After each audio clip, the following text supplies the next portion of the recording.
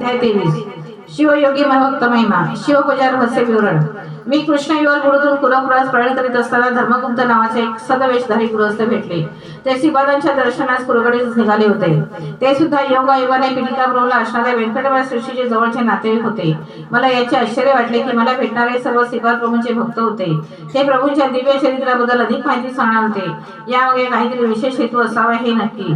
श्रीपाद प्रभूंच्या चरित्रातील एक एक वर्ष झाली की त्यात घडलेल्या घटनांचा थोडा मागचा भाग मला कळलेला असेल. त्यातील एका घटनेचा दुसऱ्या घटनेशी फारच कमी संबंध असेल. आतापर्यंत श्रीपाद प्रभूंच्या 10 वर्षापर्यंत घडलेल्या लीलाच मला माहीत होत्या. त्या कर्मबद्ध पद्धतीने त्यांच्याकडून मला कळाल्या होत्या. मी मनात विचार केला की श्रीपादांच्या 11 वर्षातील लीला मला कळतील का. श्रीपाद प्रभू क्षणक्षण लीला विहारी आहेत. श्री धर्मगुप्त म्हणाले, अरे शंकर भटा, मी शिवभक्त आहे. श्रीपाद 11 वर्षाचे झाले असताना एके दिवशी त्यांच्या घरी एक शिवयोगी आला. तो अत्यंत विद्वान होता. तो केवळ कर्तल विश्वास घेत असे. तो आपल्या जवळ जोडी भांडे थाळी असेल, काहीच बाळगत नसेल. तो दिसण्यास एखाद्या वेड्या पुरुषाप्रमाणे दिसे. तो एके दिवशी गोकुळेश्वरच्या मंदिराजवळ आला. त्याचे धुळीने माखलेले कपडे आणि विचित्र बोलणे ऐकून त्याला देवळातील पुजारीने मंदिरात येऊ दिले नाही. तो देहाचे भान नसलेला अवधूत होता. तो सतत ओम नमः शिवाय हा शिव पंचाक्षरी मंत्राचा जप करीत होता. मी माझे मेहुणे व्यंकटराय शशींच्या घरी ओढावरून गेलो होतो. वाटेत असलेल्या कुंडेश्वर मंदिरात जाऊन दर्शन घेण्याची माझी सवय होती. मी वैश्यप्रमुख असल्याने देवळातील अर्चकांनी माझ्या नावाने मोठी पूजा केली. त्यांना चांगली दर्शन देण्याची माझी पद्धत होती. मी 5 वराह त्या अर्चकांना दिले. त्यांनी आपापसात वाटून घेतले. देवळातील अर्चकांनी मला त्यांची आर्थिक परिस्थिती, त्यांच्या अनेक कष्टाविषयी सांगितले आणि सनातन धर्माच्या रक्षणासाठी तुमच्यासारख्या सदाचारी शिष्याची अत्यंत आवश्यकता असे सांगितले. तेवढ्यात बाहेर आलेला शिवयोगी आत आला. त्याबरोबर 2 नागसर्पही आत आले. ते पाहून अर्चकांच्या तोंडचे पाणी पळाले. शिवयोगी म्हणाले, अहो अर्चक स्वामी, तुम्ही घाबरू नका. ही शिवाची आभूषणे आहेत. पुत्र ज्याप्रमाणे आपल्या पित्याला प्रेमाने आलिंगन देतो, तसेच हे नाग आपल्या पित्यासमोर कुंडेश्वर आलिंगन देण्यासाठी आतुर आहेत. ते आपले स्नेही समान आहेत. आपण आपल्या स्नेहांना पाहून घाबरणे किंवा पळून जाणे हे महापाप आहे. अर्चक स्वामींनी विशेष पूजा केल्यामुळे ते नाग आकर्षित झाले. नागभूषण गोकुळेश्वरची आपण मनापासून अधिक श्रद्धेने पूजा केली पाहिजे. रुद्राध्यायातील नमक आणि चमक सुस्वरात म्हणून रागयुक्त शिवाची भजने म्हटली पाहिजेत. अर्चक स्वामी तेथेच बसून होते. मंदिरात येणाऱ्या भक्तगणांना कोणी धनवान होते तर काही भक्त साधारण गरीब होते. विशेष धन दान देणाऱ्या भक्तांशी अर्चक स्वामी अधिक आत्मीयतेने भाषण करीत. या अर्चकामध्ये पिठिकापुरमधील सूर्यचंद्र शास्त्री नावाचा एक चांगले अनुष्ठान करणारा पंडित होता. त्याला श्रीपाद प्रभूंबरोबर भक्ती प्रेम होते. तो श्रीपाद प्रभूंचे स्मरण करून नमक चमक सुस्वरात आणि रागयुक्त गात म्हणत असत होता. तेथे आलेल्या नागांना त्याचे गाणे आवडले होते. ते सुद्धा आपले फणे हलवत आपला आनंद प्रकट करीत होते. शिवयोग्याला घेऊन सूर्यचंद्र शास्त्री बापनाश्वरीच्या घरी आले. तेथे त्यांना संतृप्तिकर भोजन करविले आणि श्रीपाद प्रभूंचे दर्शन घडविले. श्रीपाद प्रभूंनी त्यांना शिवशक्ती सोबत दर्शन दिले. त्या दिवसदिशाने तो शिवयोगी एवढा आनंदित झाला की त्याला समाधी स्थिती प्राप्त झाली. अशा अवस्थेत तो 3 दिवस होता. त्यानंतर श्रीपादांनी आपल्या दिव्य हस्ताने त्याला जेवू घातले. श्रीपाद म्हणाले, ए मुला, सनातन धर्मात सांगितल्याप्रमाणे आपले जीवन व्यतीत करून संसार करून तरुण जा. पुराणात विषयांच्या कल्पना किंवा असत्याचे काही नसते. त्यातला सामान्य अर्थ वेगळा असतो आणि गूढ रहस्यात्मक अर्थ हा वेगळाच असतो. अनुष्ठान करणाऱ्या साधकास त्यातील अंतर अर्थ आणि गूढ रहस्य अंतर्गणात स्फुरते. भूतकालकांना सूर्य परमात्म्याचे प्रतीक आणि चंद्र मनाचे प्रतीक वाटते. चित्तस्वरूप तेजस मनरूप असणाऱ्यांना चंद्राशिवाय सृष्टीकार्य चालत नाही असे वाटते. अमावस्या ही मायेचे प्रतीक आहे. ही माया पूर्वीच्या काळी वसुगोल नावाच्या कलेने जन्म पावत होती. चंद्रबिंबामध्ये कलेचा प्रवेश झाल्यावर त्यातच तिचा लय होतो. ज्या प्रकारे माया परमेश्वर तेज घेऊन मनोर चंद्रात पसरते, त्याच प्रकारे चंद्रात सूर्याचे किरण समाविष्ट होतात. माया असो अथवा अमावस्या असो, त्यांच्या जड स्वरूपामुळे त्यांच्यापासून निर्माण झालेले जगत त्याच्या चिरकाल सानिध्याने चित्त चलात्मक आहेत. वसंत ऋतू ज्याप्रमाणे सृष्टीतील फळाच्या उत्पत्तीसाठी कारणीभूत होतो, तसेच स्त्री सुद्धा शिशूच्या जन्मास कारणीभूत होते. मृत्यू लोकात जीवाला जन्म मरण असते. पाताळ लोकात सूर्यकांतीमुळे कार्तिक अधिष्ठान लोकांना कृष्ण असे म्हणतात. सप्तपाताळात वेदांच्या अधिष्ठाता देवता असतात. मनाचे ज्या ठिकाणी निवासस्थान असते ती भूमी सप्तपाताळ या नावाने संबोधली जाते. याची अग्नी अधिदेवता आहे. या अष्टदेवतांना अष्टवसू असे नाव आहे. सूर्यकांतीमुळे शोभायमान होणाऱ्या देवतांना वसू असे म्हणतात. ब्रह्मशिला नगरातील श्रीपाद प्रभूंच्या भैरीच्या वासवी या नावाचे हे गुढरहस्य आहे. या अष्टगोलकांच्या मध्ये असलेल्या वायुस्तंभाला सप्तसमुद्र असे नाव आहे. सामान्य जन या सप्तसमुद्राला जलस्वरूप समजतात, परंतु ते खरे नाही. शिवमहिमा. आंध्र प्रदेशातील 11 शिवक्षेत्र आणि त्यांचे स्वरूप. शिव हा एकादश रुद्र स्वरूप आहे. आंध्र प्रदेशात 11 शिवक्षेत्र आहेत. त्यांचे दर्शन घेतल्याने महाफल मिळते. ती क्षेत्रे पुढीलप्रमाणे आहेत. बृहस्पती नगरातील नगरेश्वर, श्री शैलावरील मल्लिकार्जुन, द्राक्षारामम येथील भीमेश्वर, क्षीरारामम येथील रामलिंगेश्वर, अमरावती येथील अमरलिंगेश्वर, कोटीफली क्षेत्रातील कोटीफलेश्वर, पिठिकापुरम येथील कोकळेश्वर, महानंदी येथील महानंदीश्वर, काळेश्वर येथील काळेश्वर, कालहस्ती येथील कालहस्तेश्वर, त्रिपुरांतक येथील त्रिपुरांतकेश्वर. शिवाची मूर्ती पूजेसाठी कोठेच नसते. शिवलिंग आत्म्यात ठेवणारे ज्योती स्वरूप आहे. सिद्धी प्राप्त झाल्यानंतर निर्मल मनोरूपात असणारे निर्मलता म्हणजे स्फटिकलिंग आहे. आपल्या शरीरात असणारा बिंदू त्याला ज्ञान मिळवण्यासाठी सहकार्य करणारा रुद्र आहे. मानेपासून नाडी रूपात मानेच्या खालीपर्यंत व्याप्त असणाऱ्या नाड्यांना रुद्रजट असे म्हणतात. शिवाच्या हटलिंग रूपात उकलेश्वर आहे. शिवप्रभू भिक्षाटन करून जीवाची पापकर्मे हिरावून येतात. या सृष्टीतील तालबद्ध असलेले सृजन, स्थिती आणि लय यातील महास्पंदन शिवाच्या आनंद तांडवाने सुव्यवस्थित चालतात. यामुळे शिवाला नटराज असे म्हणतात. शिव परमानंदकारक असून ते आपल्या अनन्य भक्तांना मोक्षसिद्धी प्रदान करतात. चित्त म्हणजे मन आणि अंबर म्हणजे आकाश. आकाश रूपात असणारा चिदंबर, चित्त दिगंबर बरोबर चिदंबर आहे. तुम्ही पाहत असलेल्या विशाल विश्वात त्रोदशी रूपात रुद्र स्वरूपच आहे. द्वादश ज्योतिर्लिंगात राशी चक्रातील 12 राशींचे हा प्रतीक आहे म्हणून शिव कालस्वरूप आहे. 8 दिशाला ज्या अष्टमूर्ती आहेत त्या चिदाकाश स्वरूपच आहेत. पंचभूते शिवाची पंचमुखे आहेत. पंच ज्ञानेंद्रिय, पंच कर्मेंद्रिय आणि मन मिळून एकंदर 11 रुद्र आहेत. यालाच एकादश रुद्र असे म्हणतात. शिवाचे उमामहेश्वर रूप नित्य प्रसन्न रूप आहे. त्रिगुणाचे भस्म करून घेतलेले रूप त्रिपुरांतक रूप आहे. ज्ञाननेत्र हा शिवाचा तिसरा नेत्र आहे. शिवाच्या जटाजटात म्हणून परमपावन अशी निरंतर प्रवाहित होणारी गंगा माता उगम पावते आणि धरतीवर प्रवाहित होऊन साऱ्या प्रदेशाला सुजलाम सुफलाम करते. आधा नक्षत्र आकाशात चमकत असताना शिवप्रभू दर्शन देतात. मिथुन राशी जवळ जाण्यासाठी अगोदर वृषभ रास ओलांडून जाऊ लागते. ही वृषभ रास नंदीश्वराचे प्रतीक आहे. तो धर्मस्वरूप आहे. 2 भुवयातील पेटणारी ज्योती म्हणजे लाल चंद्रकळा. योग स्थितीमुळे उद्भवलेल्या काममस्तीमुळे स्त्री पुरुष भेद नाश झाल्यावर एकत्व स्थिती प्राप्त होणे आणि याचे स्वरूप म्हणजे अर्धनारी नटेश्वर. लिंग म्हणजे स्थूल शरीरात बसलेले लिंग शरीर. हे जती स्वरूपात विरस सदस्य असे वेद सांगतात. शिवपूजा रहस्य अनुष्ठान केल्याने किंवा गुरु कटाक्ष असे तर समजते. भौतिक रूपातील पिठापूर जसे आहे तसे ज्योतिर्मय स्वरूप असलेले स्वर्ण पिठापूर आहे. त्याला आणि श्रीपादकडे बघून जो निरंतर भजतो किंवा स्मरण करतो तो ज्ञानी भक्त श्रीपादांना जाणू शकतो. तो कितीही दूर असला तरी स्वर्ण पिठापुरातच वास करतो. अशा भक्ताला श्रीपाद प्रभू अत्यंत सुलभप्राय असतात. भौतिक पिठापूरमध्ये कोकणेश्वर मंदिरातील अर्चक स्वामी प्रबोधनांचे अंशरूपाने जन्माले आहेत. भूत प्रेत पिशाचाची महागण अनेक असतात. योगाभ्यास करणाऱ्या श्रीपाद प्रभूंची आराधना करणारे भक्त त्या भूत प्रेतांना रोखून ठेवतात. हे सर्व अडथळे दूर करून जे भक्त श्रीपाद प्रभूंना येऊन भेटतात ते धन्य होत. श्रीपाद प्रभू म्हणाले, माझ्या आजोळच्या घरच्या अंगणात एक मोठे संस्थान होणार आहे असे अनेक वेळा मी सांगत आलो आहे. माझा संकल्प अमोघ आहे. मुग्या जशा अगणित संख्येत असतात तसेच माझे भक्त लक्षानुलक्ष आहेत. योगीगण माझ्या संसाराचे धर्मपालन योग्य रीतीने करतील. कोण किती जण कुठून केव्हा कशा प्रकारे येणार ते मीच ठरवतो. पिठिकापुरम येथे वास्तव्य केल्यावर श्रीपादांच्या संसाराचे दर्शन सर्वांनी केलंच पाहिजे. माझा अनुग्रह जे योग्य शिष्य आहेत त्यांनाच होईल. त्यांच्यावर मी अमृत दृष्टी करेन. अयोग्य व्यक्तीला माझे दर्शन मृगजळासारखे वाटेल. श्रीपाद शिवलखान अध्याय 24. श्रीपाद राजन शरण प्रपत्ते अदनारी नटेश्वर विवरण. मी शंकर भटाने धर्मपुत्रांना प्रश्न विचारला. महाराज, भगवान शिवाने वेगवेगळे आभूषण आणि शस्त्रे धारण केली आहे. ही धारण करण्यामागील अंतर्गत अर्थ काय याचा खुलासा करावा. यावर धर्मपुत्र म्हणाले, अरे शंकर भटा, गणपती देवाचे पाशांकुश हे मुख्य आयुध आहे. तसेच श्री विष्णूचे सुदर्शन चक्र मुख्य आयुध आहे. त्रिशूल हे भगवान शंकराचे मुख्य आयुध आहे. त्रिशूलाला वरच्या बाजूस 3 टोके असतात. ही अग्निज्वालेच्या रूपात असतात. तिन्ही टोके मिळून एकच शूलहस्ताप्रमाणे असतात. सत्व, रज आणि तम या त्रिगुणांची ही 3 टोके निर्देशक आहेत. या त्रिगुणांचे एकत्व म्हणजे त्रिगुणातीत शिव भगवान आहे.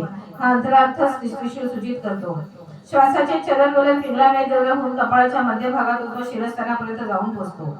इडा, पिंगळा आणि सुषुम्ना या 3 नाड्या ब्रह्मज्ञानाची केंद्रे आहेत. याला नाडीचा त्रिवेणी संगम असे म्हणतात. हा त्रिशूलाचा अंतरार्थ आहे. शिवाचे दुसरे आभूषण म्हणजे नाग आहे. मानवाच्या शरीरात कुंडलिनी शक्ती सर्पाच्या आकारात सुप्त अवस्थेत असते. ती जागृत झाली असता अष्टसिद्धी प्राप्त होतात. या महासिद्धींना वश करून त्याचा उपयोग लोककल्याणासाठी करणाऱ्या शिवाचे ईश्वर असे सुद्धा एक दिव्य नाव आहे. शिवाच्या त्रिशूलाला डमरू बांधलेला असतो. हा शब्दगुणाचे प्रतीक आहे. नाद संकार हा आकाश गुण आहे. आकाशात शब्द प्रकल्पाने विचलन करतो. आपण मंत्र जप केला असता किंवा मंत्र ऐकला असता तो डमरूच्या आवाजाप्रमाणे आपल्या कानात घुमतो. मंत्र पुरस्कार केल्यामुळे योग्याला आनंद प्राप्त होतो. या आनंदाच्या नादात तो नृत्य करतो. याचे प्रतीक म्हणून परमेश्वर डमरू धारण करतो. दोन भुवनांच्या मध्यबिंदूवर आज्ञाचक्र असते, ते सर्व ज्ञानाचे केंद्र असते. ज्ञानी पुरुषाला अतिप्रिय दृष्टी असल्यामुळे त्याचे ज्ञानकेंद्र विकसित असते. या चक्राद्वारे योगी भूत भविष्य यथार्थपणे समजू शकतात. हाच परमेश्वराचा तिसरा नेत्र असे म्हणतात. हा ज्ञान नेत्र विकसित झाला म्हणजे कामस्वरूप पदाचे दहन करता येते. शिवप्रभूंचा निवास स्मशानात असतो असे म्हणतात. योगाग्नीमुळे सर्व वासनांचे भस्म योग्याला परमशांती प्रदायक निर्वाण स्थितीचा अनुभव येतो. ज्ञानाच्या स्थितीचा पांढरा रंग असतो असे म्हणतात. ती विभूती होय. आलोचना, निंदा, वासना यांच्यावर नियंत्रण ठेवण्याची शक्ती आल्यावर शुद्ध ज्ञान प्राप्त होते. त्यामुळे आनंद प्राप्ती होते. ज्ञानाची शुद्धी 4 प्रकारे होते. आदिभौतिक, आदिदैविक, आध्यात्मिक आणि मानसिक यांचे संकेतरूप म्हणून शिवाचे फक्त 4 विविध रेषा कपाळावर होतात. एक दिव्य औषधी शिलाजीत नावाची असते. या औषधीच्या सेवनाने नित्य यवन प्राप्त होते. पूर्व काळात शिलाजूर नावाचे एक महर्षी खड्याचा आहार करून निर्वाह करीत असतात. ते नंदीश्वर रूपात अवतरित झाले.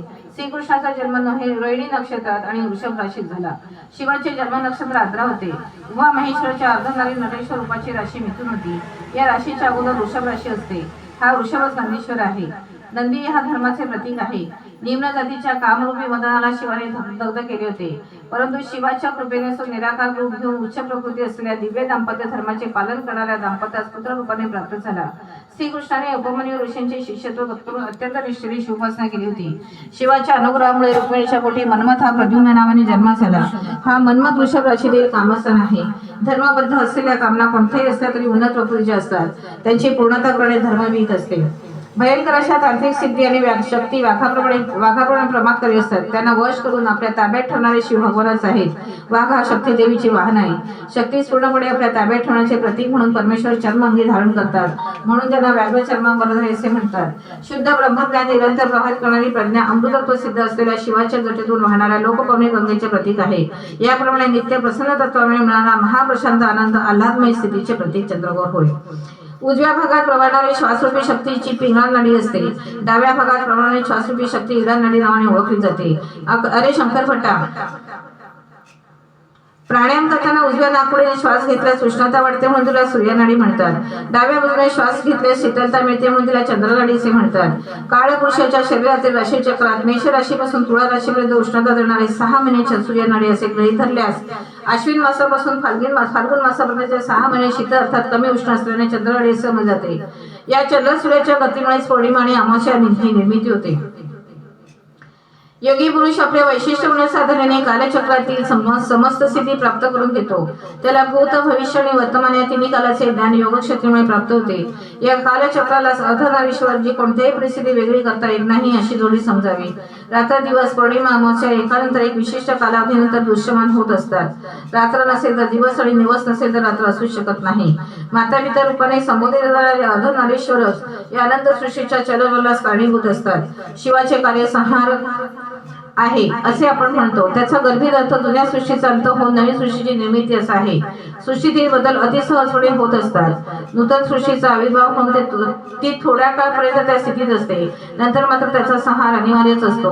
अथर्व वेदातील समस्त अस्त्रशस्त्र मंत्रविद्या सिद्ध होण्यासाठी या विद्येचा अधिपती असलेल्या ईशानरुद्राचा अनुग्रह असणे आवश्यक आहे. असा संवाद चालू असताना मी म्हणालो, आपण शिव पार्वतीने आद्रा नक्षत्राचा घनिष्ठ संबंध असल्याचे सांगितले होते. याविषयी सविस्तर माहिती सांगावी ही प्रार्थना. तेव्हा धर्मगुप्त म्हणाले, रुद्र पळत्या हरणाची शिकार करीत असलेल्या रूपात मृगव्याघ्र रुद्र या नावाने दर्शन देतील. हे दिव्य रूप आकाशातील आद्रा नक्षत्रात असेल. ग्रह संचाराचा प्रभाव.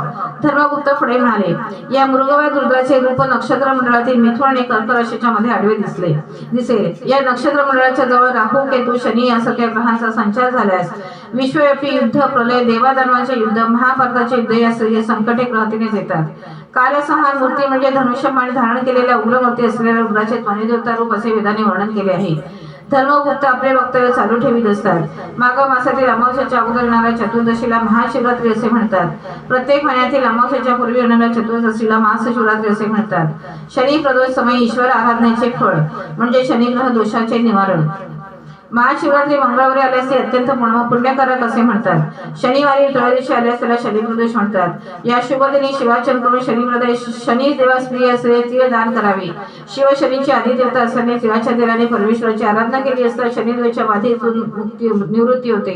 शनिवारी प्रदोष असता समय शिवाराधना केल्यास समस्त कर्म दोषरहित होऊन आपणास सुख शांती लाभते.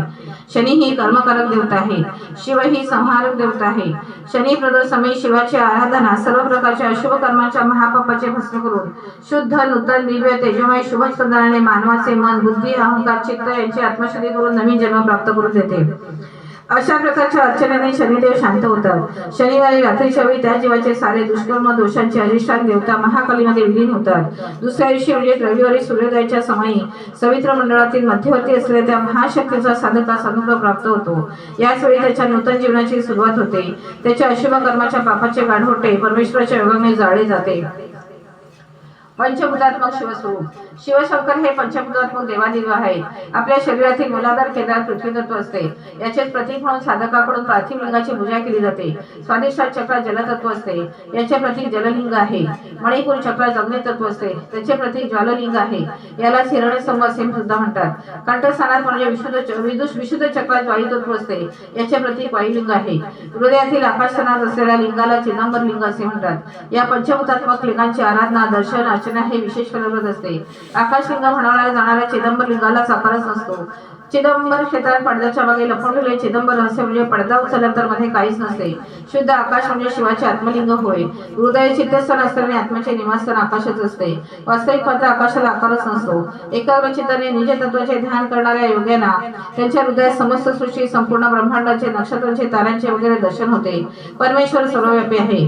तोच अरुणाचलेश्वरच्या रूपात अरुणाचलातील पर्वत रूपात एका महासिद्धाच्या रूपातही अरुणाचलात आहे। त्यांच्या केवळ दर्शनानेच पापांचा क्षय होतो। तोच अरुणाचलेश्वर आज मानवबुद्धीमध्ये पिटिकापूर्वक श्रीपाद शिवल्या प्रभावाने अवतार घेऊन समस्त मानव जातीचे कल्याण करण्याच्या उद्देशाने सध्या कुरगुडी मध्ये दिव्य तेजाने दिसत आहे। कुरगुडी अरुणाचल पर्वताप्रमाणे आहे। अर्धनारीश्वर रूपात असलेले अरुणाचलेश्वर श्रीपाद शिवलभच आहे। ज्याप्रमाणे अरुणाचलातील पर्वत साक्षात शिवस्वरूप आहे, तसेच कुरगुडी सुद्धा साक्षात श्रीपाद शिवलभांचे रूपच आहे। अरुणाचलातील शिवलिंग शिवशक्ती असल्याप्रमाणे श्रीपाद शिवलभांच्या रूपात सुद्धा शिव आणि शक्ती मिळून आहेत। अरुणाचलातील महासिद्धाच्या रूपातील परमेश्वराचे दर्शन साधकांना अत्यंत दुर्लभ असते, परंतु श्रीपाद शिवलभ या रूपातील महासिद्धाचे दर्शन साधकांना अत्यंत सुलभ रीतीने होते। हे धर्मगुप्ताचे वक्तव्य ऐकून मी म्हणालो, महाराज, मी आतापर्यंत श्रीपाद प्रभू हे श्री पद्मावती देवी समेत श्री व्यंकटेशाचे संयुक्त रूप आहेत असे ऐकले होते, परंतु तुम्ही ते शिवशक्ती स्वरूप आहेत असे सांगितले। मला हे सारे नाही स्पष्ट कळत नाहीत, घोटाळ्यात पडल्यासारखे वाटते। आपण कृपा करून स्पष्ट करून सांगावे। माझे बोलणे धर्मगुप्त हसले आणि म्हणाले, अरे बाबा, श्रीपाद प्रभूंचे दिव्य तत्व सप्तऋषींना सुद्धा अवगत झाले नाही, तेव्हा माझ्यासारख्या सामान्य भावनाची काय कथा। तरी पण माझ्या सामर्थ्यानुसार तुला समजावून सांगण्याचा प्रयत्न करतो। श्री व्यंकटेश प्रभू भूतयुगापासून आहेत। त्यांनी श्री दशरथराजाला दर्शन देऊन सांगितले होते की मी श्री रामचंद्र या नावाने तुझ्या घरी जन्म घेईन। कौशल्याने श्रीराम या नावाने सुद्धा स्वामींची पूजा काही लोक करतील। काही काळपर्यंत श्रीपाद प्रभूंची शक्ती स्वरूप म्हणून बालत्रिपुर सुंदर या स्वरूपात सुद्धा भक्तांची आराधना केली। काही साधकांनी त्यांची सुब्रह्मण्यम या स्वरूपात सुद्धा अर्चना केली। यानंतर श्री नामानुजांनी वैष्णवाकडून श्री महाविष्णू रूपात त्यांची आराधना करवली। ही सारी रूपे असलेले साक्षात दत्तप्रभूच आहेत। साधकांनी कोणत्याही रूपात श्रद्धाभावाने त्यांना साथ घातली तर ते भक्तांचे रक्षण करण्यात धावून येतात आणि भक्तांचे रक्षण करतात। साधकांना लीला दर्शवणारे माया नाटकाचे सूत्रधार श्रीपाद प्रभूच आहेत। ते आज श्रीपाद शिवलभ या नामरूपाने भक्तांचे कल्याण करीत आहेत। श्रीपाद प्रभूंच्या वाम भागात शक्ती संचार असतो आणि उजव्या भागात शिवसंचार असतो। कारणाने ते शिवस्वरूपच आहेत, शिवशक्ती स्वरूपच आहेत। त्यांच्या हृदयात पद्मावती देवीचा वास असतो। हृदय हे दयेचे तसेच अनाहत चक्राचे स्थान आहे। तेथून शक्ती ऊर्ध्व चक्राने त्याचप्रमाणे अधो चक्राने म्हणजे मूलाधार चक्राने प्रभावित होते। या कारणाने तर अजून एका दिव्य चैतन्य शरीराने श्री पद्मावती आणि श्री व्यंकटेश्वर स्वामी रूपात आहेत। श्रीपाद प्रभू वाणी हिरण्यगर्भाचे सुद्धा स्वरूप आहेत। परा पश्चंती मध्यमाणी वैखरी स्वरूपी वाणी देवीचा त्यांच्या जीवावर वास असतो। वाणी मातेचे दिव्य मानस आणि हिरण्यगर्भाचे दिव्य मानस हे अद्वैत स्थितीच असते। वास्तविक पाहता चिदंबर रहस्य म्हणजे ते तीन प्रकारचे चैतन्य स्वरूप एकाच वेळी धारण करतात। त्यांच्या एका शरीराला दुसऱ्या शरीराचा कोणत्याही ऋषीने पाहिल्यास स्पर्श नसतो। ते वाणी आणि हिरण्यगर्भाचे चैतन्य शरीर, शिवपार्वतीचे चैतन्य शरीर, पद्मावती व्यंकटेश चैतन्य शरीर यांना एकेच वेळी धारण करून त्या सगळ्यांचे अति श्रीपाद शिवलभ असे आणखी एक दिव्य चैतन्य शरीर धारण करतात। याचे वैशिष्ट्य असे की एका शरीराशी दुसऱ्या शरीराचा स्पर्श नसतो। हीच प्रभूंची योगमाया, वैष्णवी माया आणि हेच त्यांचे चिदंबर रहस्य। श्रीपादांद्वैत, विशिष्टाद्वैत, अद्वैत आणि या सगळ्यांचे अतीत असे म्हटले तरी योग्यच होईल, कारण त्यांची योगमाया अगाध आहे। श्रीपाद शिवलभांचा जय जयकार असो। रुद्राक्ष महिमा, शिवराधनाच्या पद्धती आणि त्याचे फळ।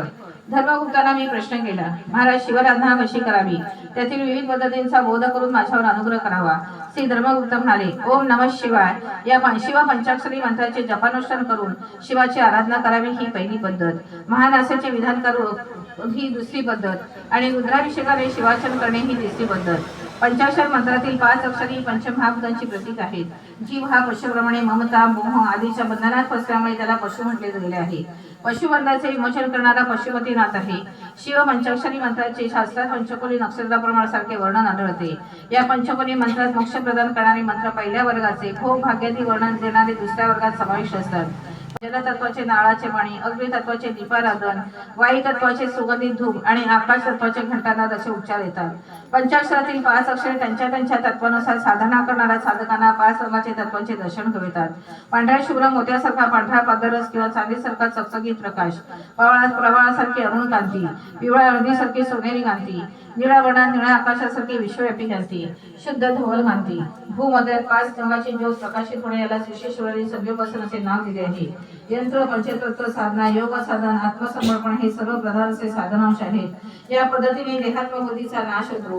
जीवाचा देह देवालय आणि त्यात विराजमान असलेला आत्मा शिवात्मा असे तादात्म्य साधून मोक्षप्राप्ती होते. ही स्थिती प्राप्त होण्यासाठी पंचाक्षरी जप, महान्यासपूर्वक शिवाराधना, रुद्राभिषेक हे सहकारी आणि कल्याणप्रद करतात. विष्णू सहस्त्रनाम स्तोत्राचे विष्णूंना अत्यंत प्रिय आहे. गणेशाला मोदक अति प्रिय आहेत. सूर्याला सूर्य नमस्कार प्रिय, चंद्राला अर्ध्य प्रिय, अग्नीला हवन प्रिय, त्याचप्रमाणे शिवाला अभिषेक प्रिय आहे. अभिषेकामुळे शिव सदृश होतात. ब्रह्मकल्पातील प्रलयाच्या वेळी भविष्यातील सृष्टीसाठी सकल जातीचे बीज म्हणजे समस्त जीवराशी, वृक्ष, औषधी वनस्पती यांचे बीज एका पूर्ण कुंभात भरले. त्यात अमृत सर्व नद्यांचे जल, समुद्राचे जल भरून गायत्री मंत्राद्वारे आपल्या प्राणशक्तीचे त्यात आवाहन केले. या कुंभालाच पूर्ण कुंभ असे म्हणतात. या कुंभातील अमृताचे सिंचन महर्षींनी निरंतर पृथ्वीवर केले. या कलशातील जलाचा अमृताचा अभिषेक प्रामुख्याने कैलास पर्वतावर झाला. या कारणाने हे अमृतस्थान या नावाने प्रसिद्ध झाले.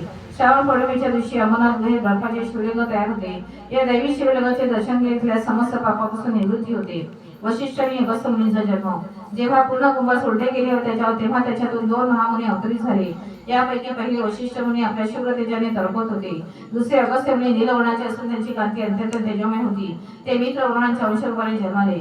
पूर्ण कुंभातील अमृतीकरण केलेल्या जलाने 11 वेळा एकादश रुद्राभिषेक केल्यास एकादशीचे पुण्य फळ एकादश रुद्ररूप हे शिवाकृत प्राप्त होते. एकादश रुद्रासाठी वैष्णव संप्रदायात एकादशी व्रताचा अगदी जवळचा संबंध आहे. यामुळे शिव आणि केशव हे अभिन्न रूपच आहेत. नमकाने रुद्राभिषेक केल्यास सकाळ मृत्यू दोषाचे हरण होते. 16 ग्रहाचे अधिष्ठान देवता चंद्र आहे. चंद्र पुनर्जीवनासाठी मूळ साधन शक्तीचा वर्षाव करतो. या चंद्रकलेचे स्थान योगी पुरुषांच्या भ्रूमध्यात भुवनाच्या थोडेवर सहस्राच्या वर समोर चमकत असते. ईश्वराच्या विविध रूपांचे वर्णन. या कारणाने शिवाच्या शिरावर चंद्रकला आहे असे सांगितले जाते. गुजरात देशात गुजरातमध्ये असलेल्या सोमनाथाच्या मंदिरात चंद्रकला शिरा वापरून शिवलिंगाच्या मस्तकावर पांढरी चंद्रकोर केली आहे. येथील ज्योतिसारखे चमकणाऱ्या स्फटिकाचे ज्योतिर्लिंग पूजिले जाते. शास्त्राचे असे वचन आहे की सतामध्ये रुद्रतत्व आल्याशिवाय रुद्राभिषेक करू नये. महान्यासामध्ये काळ म्हणजे स्वस्वरूपाचा संहार करणार. यासाठी अभिषेक करणाऱ्याने कलात्मक होऊन यज्ञ स्वरूप शरीरात न्यास करून रुद्राभिषेक करावा. बोधायन महर्षीच्या महान्यास रुद्राभिषेक केल्याने शिवाचे वर्णन तत्पुरुष अघोष उद्योजात वामदेव ईशान असे केले होते. तत्पुरुष मूर्ती पलयाग्रीसारखी विद्युत रंगाची असते. अघोर मूर्ती मेघवर्ण असते. सद्योजात मूर्ती चंद्राच्या कांतीसम धवल असते. वामदेव मूर्ती गौरवर्णाची असते. ईशान मूर्ती ही तेजोमय आकाशवर्णाची असते. रुद्र सहस्राधिक संकेत असतात. रुद्राचे गण या नावाने संबोधल्या जाणाऱ्या देवता एका गणात 30,000 याप्रमाणे एकादश सहस्र गणात 33 कोटी रुद्राचे गण असतात. हेच गण भूमी, आकाश, अंतरिक्ष, जल, वायू, शरीर, प्राण आणि मन यांना व्यापून असतात असे वेदामध्ये प्रतिपादित केलेले आहे. श्रीपाद प्रभूंची अर्चना. स्मरण करणाऱ्या भक्तांना 33 कोटी रुद्रांचा अनुभव. रुद्राक्षाचे वर्णन. या 33 कोटी रुद्रांचा अधिपती श्री गणपती देवता आहे. याच कारणाने आपल्यातील गणपती तत्वास योग मार्गाने दर्शवण्यास श्री श्रीपाद प्रभूंनी आपला अवतार गणेश चतुर्थीशी या मुगदिनी या भूमीवर घेतला. यासाठी श्रीपाद प्रभूंची अर्चना स्मरण करणाऱ्या साधकांना 33 कोटी रुद्रांचा अनुभव होतो. धर्मगुप्त पुढे म्हणाले, अरे बाबा शंकर भट्टा, शिवभक्तांनी रुद्राक्ष धारण करावा. तो अत्यंत लाभप्रद असतो. रुद्राक्षाच्या 4 जाती आहेत. त्या याप्रमाणे व ब्रह्मजात, क्षत्रियजात, वैश्यजात, शूद्रजात. ब्रह्मजातीचे रुद्राक्ष पांढऱ्या रंगाचे असतात. हे रुद्राक्ष म्हणे अत्यंत कठीण असते. क्षत्रिय जातीचे रुद्राक्ष लाल मधाच्या रंगाचे असतात. चिंचुक्याचा रंग असलेले रुद्राक्ष वैश्य जातीचे असतात, तर काळ्या रंगाचे रुद्राक्ष शूद्र जातीचे असतात. सर्वसाधारणपणे पंचमुखापासून ते 16 मुखी असलेले रुद्राक्ष मिळतात. एकमुखी रुद्राक्ष अत्यंत विरळ असतं. दुधात अथवा पाण्यात रुद्राक्ष घातला असता तो उडतो. हलके रुद्राक्ष कवळे रुद्राक्ष धारण करणे निषिद्ध असते. रुद्राक्षाला तांब्याच्या पळीखाली दाबून त्याच्या खाली तांब्याचे पंचपत्र पालथे ठेवावे. रुद्राक्ष चांगला खरा असल्यास तो प्रदक्षिणा घालण्याच्या दिशेने फिरतो. काही रुद्राक्ष अप्रदक्षिणा म्हणजे उलट्या दिशेने फिरतात. या रुद्राक्षांना द्रविड रुद्राक्ष म्हणतात. असे रुद्राक्ष गृहस्थाने वापरू नये. यांनी अनेक अनिष्ट प्रसंग उद्भवतात व संन्यास घेतो. यामुळे असे रुद्राक्ष केवळ संन्यासी जनाने वापरावे. कालाग्र रुद्राने असे सांगितले आहे की पांढरे रुद्राक्ष ब्राह्मणानेच वापरावे. क्षत्रियांनी लाल रंगाचे, वैश्यांनी फिक्या आणि पिवळ्या रंगाचे आणि शूद्रांनी काळे रुद्राक्ष धारण करावे. हे रुद्राक्ष त्यांना अनुकूल असून त्यांच्या पापांचा नाश करून त्यांच्या मनोकामना पूर्ण होतात. एकमेकी रुद्राक्ष प्रत्यक्ष शिवस्वरूप असतो. द्विमुखी रुद्राक्ष अर्धनारी स्वरूप असतो. त्रिमुखी अग्नि स्वरूप असतो. चतुर्मुखी रुद्राक्ष ब्रह्मस्वरूप असतो. पंचमुखी कालाग्नी स्वरूप, षडमुखी रुद्राक्ष कार्तिकेय स्वरूप असतो. सप्तमुखी मन्मथाचे स्वरूप असतो. अष्टमुखी रुद्र भैरवाचे रूप असतो. नवमुखी कपिल मुनीचे स्वरूप असतो. हा रुद्राक्ष अत्यंत दुर्लभ असतो. या रुद्राक्षामध्ये विद्याशक्ती, ज्ञानशक्ती, क्रियाशक्ती, शांतशक्ती, व्यामशक्ती, श्रेष्ठाशक्ती, रौद्रशक्ती, अंगशक्ती, प्रशांती अशा 9 प्रकारच्या शक्ती असतात. या कारणानेच हे रुद्राक्ष धर्मदेवता स्वरूप आहेत. दशमुखी रुद्राक्ष विष्णू स्वरूप, एकादशमुखी रुद्राक्ष साक्षात शिव स्वरूप, द्वादशमुखी द्वादशादित्य असा रुद्राक्षांचा विविध देवतांचे संबंध आहेत. श्रीपाद प्रभूंनी प्राकृतिक प्रवृत्ती आणि निवृत्ती यांचा अधिपती श्री गणपती त्यांचे तत्व आपल्या चैतन्यमय स्वरूपात धारण केले आहे. यामुळे ते 33 कोटी देवतेचे दिव्य स्वरूप आहेत. एवढेच नव्हे तर या सृष्टीतील प्रत्येक हालचाल श्रीपाद प्रभूंच्या संकल्पनेत होत असते. सर्व चलनांचे मूल कारण श्रीपाद प्रभूच असून सर्व कारणाचे तेच कारण स्वरूप आहेत. ते शिवस्वरूप आहेत असा मनी भाव ठेवून त्यांचे पूजन केल्यास ते विष्णू रूपात दिसतात आणि विष्णुरूपात त्यांची आराधना केल्यास ते शिवरूप दिसतात. परंतु मनातील तर्क वितर्कांचा मल काढून टाकून त्यांना अनन्य भावने शरण गेल्यास ते यथार्थ रूपातच दिसतात. श्री धर्मगुप्त पुढे म्हणाले, अरे शंकरफटा, मी सुद्धा तुझ्याबरोबर कुरगडीसून श्रीपाद प्रभूंचे दर्शन घेऊन माझा जन्म कृतार्थ करून घेईन. मी शंकरफट आणि धर्मगुप्त आम्ही दोघे कुरगडीस निघालो आणि श्रीपाद प्रभूंचे दर्शन घेतले. त्यांनी डोळे उघडून चढे पाहिले आणि थट्ट्याने म्हणाले, काय उत्तम चर्चा चालली होती. श्रीपाद हे शिवस्वरूप आहे, शिवरूप आहेत, मी श्रीपाद आहे का? तसे नसेल तर श्रीपादच मी म्हणून आलो काय? मी कोण आहे? धर्मगुप्ता थोडे विवरण करून सांगा. यावर धर्मगुप्त म्हणाले, मी पीठिका करून येत असताना श्री व्यंकटराव श्रेष्ठींनी मला सांगितले की श्रीपाद प्रभूंबरोबर कोणताही तर्क वितर्क करू नकोस, केवळ त्यांना संपूर्णपणे शरण जा. याप्रमाणे मी आपणास अनन्य भावने शरण आलो आहे. आपल्या कोणत्याही प्रश्नास मी मौन धारण करेन. वेळेत सुद्धा श्रीपाद प्रभूंचे यथार्थ वर्णन करू न शकल्याने ते मौन झाले. तर धर्मगुप्त सारख्या सामान्य साधकाची काय परिस्थिती? धर्मगुप्ताचे वरील कथन ऐकून श्रीपाद प्रभू अत्यंत प्रसन्न झाले. त्यांनी दोघांना चरण स्पर्श करण्याची संमती दिली. आम्ही अति आनंदाने प्रभूच्या चरणांना स्पर्श केला आणि काय आश्चर्य, आम्ही दोघे ध्यानावस्थेत गेलो. या अवस्थेत किती वेळ गेल्याचे भानच नव्हते. जेव्हा ध्यानावस्था उतरली त्यावेळी सायंसंध्येची वेळ झाली होती. श्रीपाद प्रभूने आम्हास कृष्णा नदीचे पात्र ओलांडून पवित्रवा जाण्यास सांगितले. त्याप्रमाणे आम्ही दोघे श्रीपाद प्रभूंच्या दिव्य लीलांचे स्मरण करीत करीत कृष्णेच्या पवित्रावर गेलो. पवित्रावळी नदीच्या मऊ वाळूत आम्ही पहुडलो आणि केव्हा निद्रादेवीच्या कुशीत गेलो ते कळालेच नाही. प्रातःकाळी जाग आली ते अत्यंत मधुर कंठोराने म्हटलेल्या योगीजनांच्या श्रीपाद वल्लभ दिगंबरा या नामस्मरणे श्रीपाद श्रीवल्लभांचा जय जयकार असो. इथेच थांबूया. अध्याय 26. कलियुगाचे लक्षण. आम्ही प्रातःकाळी सुटून नदी ओलांडून श्रीपाद प्रभूंच्या दर्शनासाठी कुरगुडीस गेलो. धर्मगुप्तांना श्रीपाद प्रभूंच्या मुखातून कलियुगाच्या प्रादुर्भावाचे विशेष जाणून घेण्याची तीव्र इच्छा होती. आज श्रीपाद प्रभू अत्यंत आनंदात होते.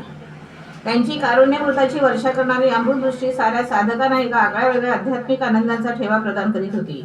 प्रभूंच्या चरण कमलांना स्पर्श करून आम्ही धन्य झालो. श्री धर्मगुप्ताने श्रीपादांना कलियुगाच्या प्रादुर्भावाचे विशेष वर्णन करून सांगण्याची नम्र प्रार्थना केली.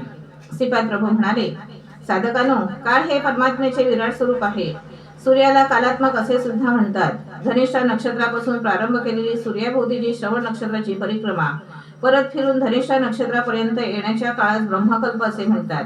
ब्रह्मकल्पातील एका भागात सृष्टिकल्प असे म्हणतात आणि उरलेल्या भागास प्रलयकल्प असे म्हणतात. पितृदेवतांच्या संबंधित कालगणनेत अर्धा भाग शुक्ल पक्ष आणि अर्धा भाग कृष्ण पक्ष असे असतात. संवत्सर पुरुषाचे 6 महिने उत्तरायण आणि नंतरच्या 6 महिन्यास दक्षिण असे म्हणतात.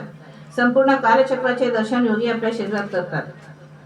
या रहस्य विद्येला तारक राजविद्या असे म्हणतात.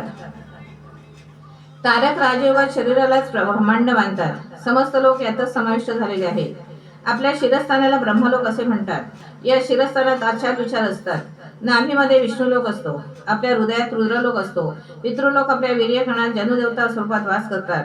या जनुदेवतांचे कार्य असे की मानवाच्या गतजन्मात केलेल्या कर्माचे फळ पुढील जन्मात देणे. असे असले तरी गेल्या जन्माचे फळ एका क्रमपद्धतीने देण्यास काळाची अत्यंत आवश्यकता असते. कलियुगाचे लक्षण.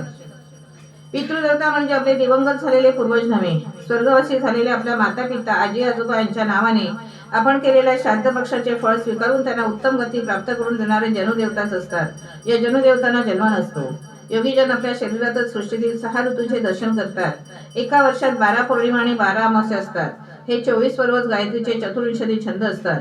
कालस्वरूपी श्री विष्णू भगवानांना काही लोक संवत्सर पुरुष म्हणून त्यांची उपासना करतात। या विद्येला द्वादशाक्षरी विद्या असे म्हणतात। प्रत्येक महिन्याचे एक अक्षर याप्रमाणे 12 महिन्यांची 12 अक्षरे मिळून यांचा एक मंत्र तयार होतो। नद्यांना भयंकर पूर येऊन मनुष्य पशु संपत्ती यांची अपार हानी होणे, भूमीचे प्रकंपन होणे म्हणजे भूकंप होणे, सूर्य चंद्राची गती बदलणे, दिवसा अंधार पडून सूर्य न दिसणे, आकाशात धूमकेतू तारा दिसणे ही सारी कलियुगाची लक्षणे आहेत। द्वापर युगाच्या शेवटच्या काळात पश्चिमी समुद्रातील एका द्वीपावर कलियुगाचा अधिपती असलेल्या कलिपुरुषाने घोर तपस्या केली होती। हे सारे वेदव्यास ऋषींच्या भविष्य पुराणात आढळतात। ब्लेंच्या जातीचा आविर्भाव। जिकडे पाहावे तिकडे वेदमंत्राचे उच्चार, यज्ञ यागादी तपस्या याचा जोर सर्वत्र चालू होता। या कारणाने कलिपुरुषास अत्यंत दुःख झाले। त्याने भगवंताची प्रार्थना केली, हे प्रभू, पृथ्वीवर सगळीकडे यज्ञ याग धार्मिक आचरण नीतिमत्ता याचेच प्राबल्य आहे। अशा परिस्थितीत मी माझ्या कलियुगाचा प्रभाव लोकांमध्ये कसा बसवू? आपल्या आज्ञेप्रमाणे मी माझ्या युगधर्मात सगळीकडे व्यापून टाकावे, परंतु सध्या परिस्थितीत मला अशक्यच वाटत आहे। कलियुगाचे हे वक्तव्य ऐकून जगतप्रभूंनी कलियुगास पश्चिमी समुद्रातील एक द्वीप दाखवले।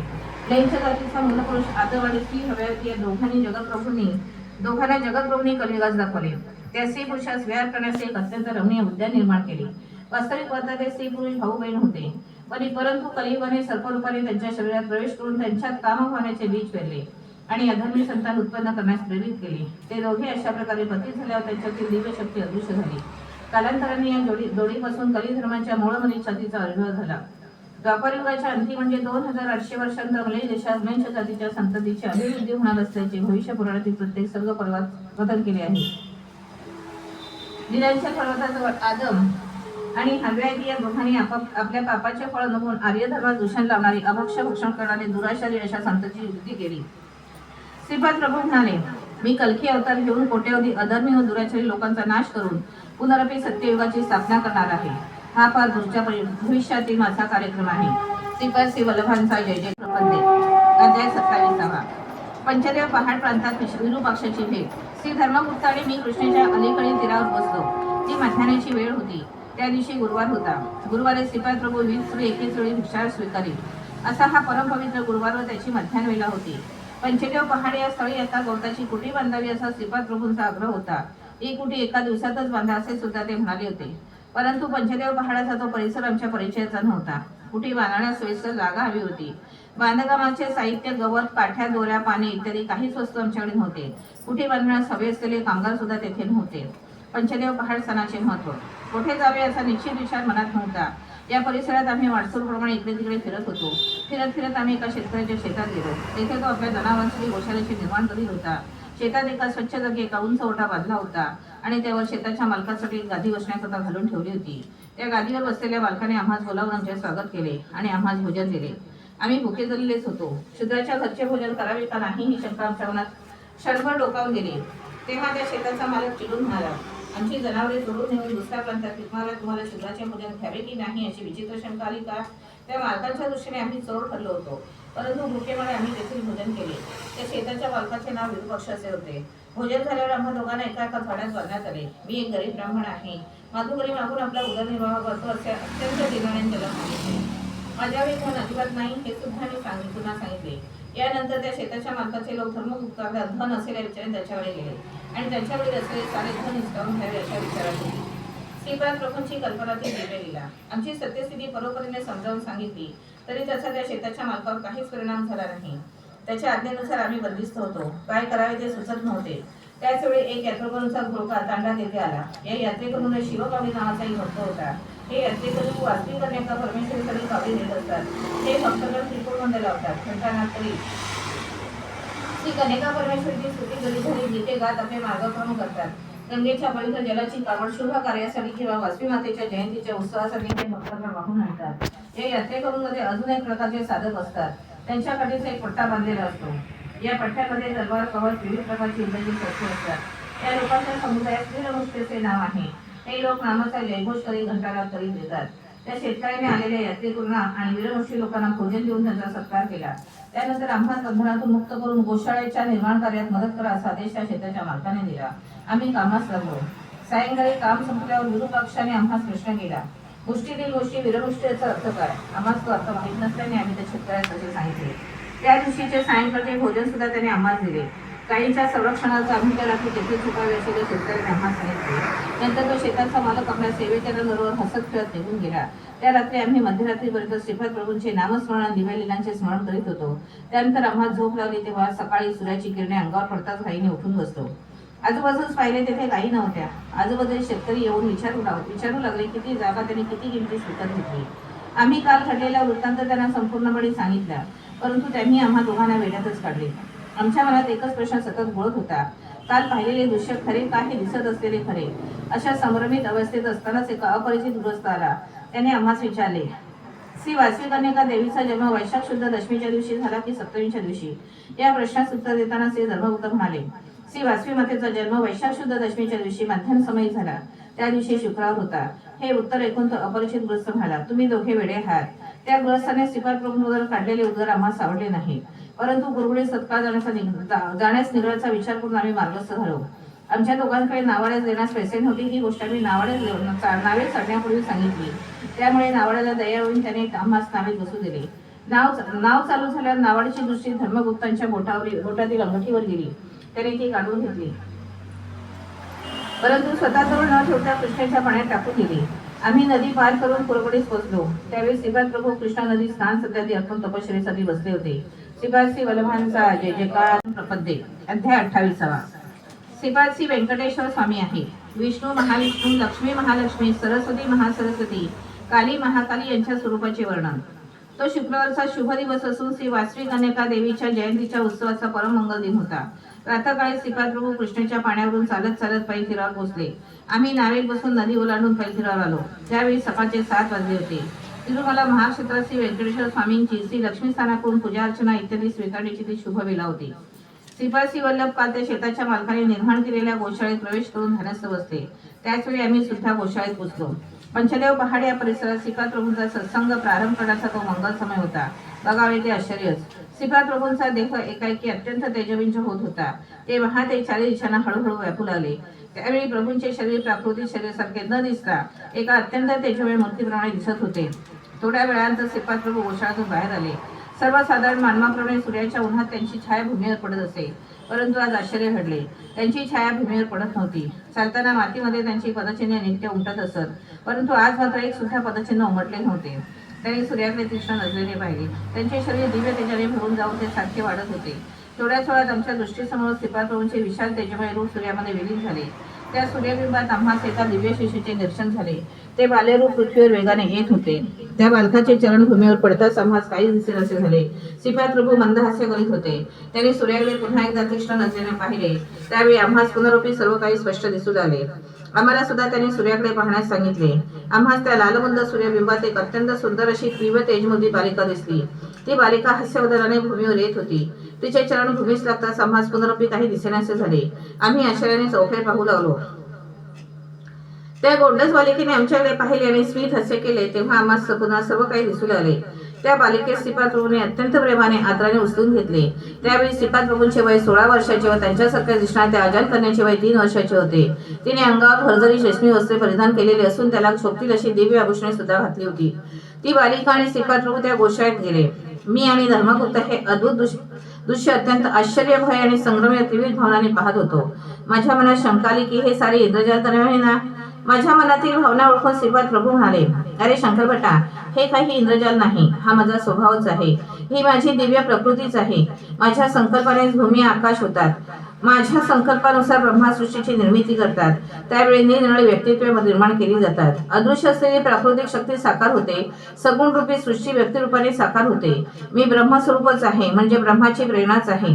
या सृष्टीतील जीवांचे पालन पोषण करणे हे विष्णू स्वरूपाचे कार्य आहे. त्या विष्णूंना प्रेरणा देणारा महाविष्णू मीच आहे. सरस्वती आणि महासरस्वती या दोघी वेगवेगळ्या आहेत. सरस्वती ही सृष्टीतील ज्ञानदेवता आहे. या ज्ञानदेवता स्वरूप असलेल्या सरस्वतीला प्रेरणा देणारी महासरस्वती देवता आहे आणि हे अनघा स्वरूपच आहे. सृष्टीची स्थिती, कारण, वस्तूंची समृद्धी, धन समृद्धी हे लक्ष्मी मातेचे स्वरूप आहे. महालक्ष्मी लक्ष्मीच्या स्वरूपाला प्रेरणा आणि शक्ती देणारा अनघा स्वरूपच आहे. सृष्टीचे शक्ती स्वरूप कालिका स्वरूपच आहे. महाकाली ही काली स्वरूपाची प्रेरणा आहे. हे शक्ती देणारे अनघा स्वरूपच आहे. अनघा लक्ष्मीचे स्वरूप. अनघा लक्ष्मीचा अनघ म्हणजे माझे दत्त स्वरूप होय. महासरस्वती, महालक्ष्मी आणि महाकाली या तिघांचे मिळून एक आगळे वेगळे दिव्य मातृत्व स्वरूप म्हणजेच अनघा लक्ष्मीचा आविर्भाव. या कारणानेच अनघा लक्ष्मी, महासरस्वती, महाकाली आणि महालक्ष्मी या तिन्ही रूपाने एकत्र धारण केलेल्या तादात्म्य स्थितीचे स्वरूप आहे. या तिन्ही देवतांचा आधार अशी ही अति दिव्य शक्ती आहे. माझे अनघ स्वरूप म्हणजे ब्रह्मा, विष्णू आणि रुद्र या तिघांनी एकत्र येऊन तादात्म्य स्थिती धारण करून या तिन्हीचा आधार असणारी त्रिशक्ती त्रिरूपिणी अनघा हिला माझ्या भागात धारण केले असे माझे शक्ती स्वरूप आहे असे ध्यानात ठेव. त्रेतायुगातील सावित्री काठचयन या यज्ञाचे फलस्वरूपच माझ्या भव्य दिव्य अशा अर्धनारीश्वर स्वरूपाच्या आधारानेच पीठिकापुरम येथे माझा श्रीपाद वल्लभ हा अवतार झाला. आता तुम्ही पाहत असलेले हे स्वरूप खरे पाहता महालक्ष्मी महाविष्णूचे स्वरूप आहे. महासरस्वती, महालक्ष्मी, महाकाली या तिघींचे चैतन्य पद्मावती देवीमध्ये सामावलेले आहे. तिचे स्वरूप मात्र महालक्ष्मीचेच आहे, परंतु शक्ती मात्र तिघींची आहे. अशा प्रकारे पद्मावती देवी ही तिन्ही शक्तींचा आधार अतीत असलेली पराशक्ती स्वरूपच आहे. श्री व्यंकटेश्वरचे रूप म्हणजे बृहदाकार ब्रह्माला, विराट रूपी विष्णूला, प्रलयकाल देव रुद्राला म्हणजेच महाकालाला आपल्या दिव्य चैतन्यामध्ये लिहिलेले धारण करून त्यांचा आधार आणि त्याला अतीत असलेले परब्रह्माचे स्वरूपच आहे.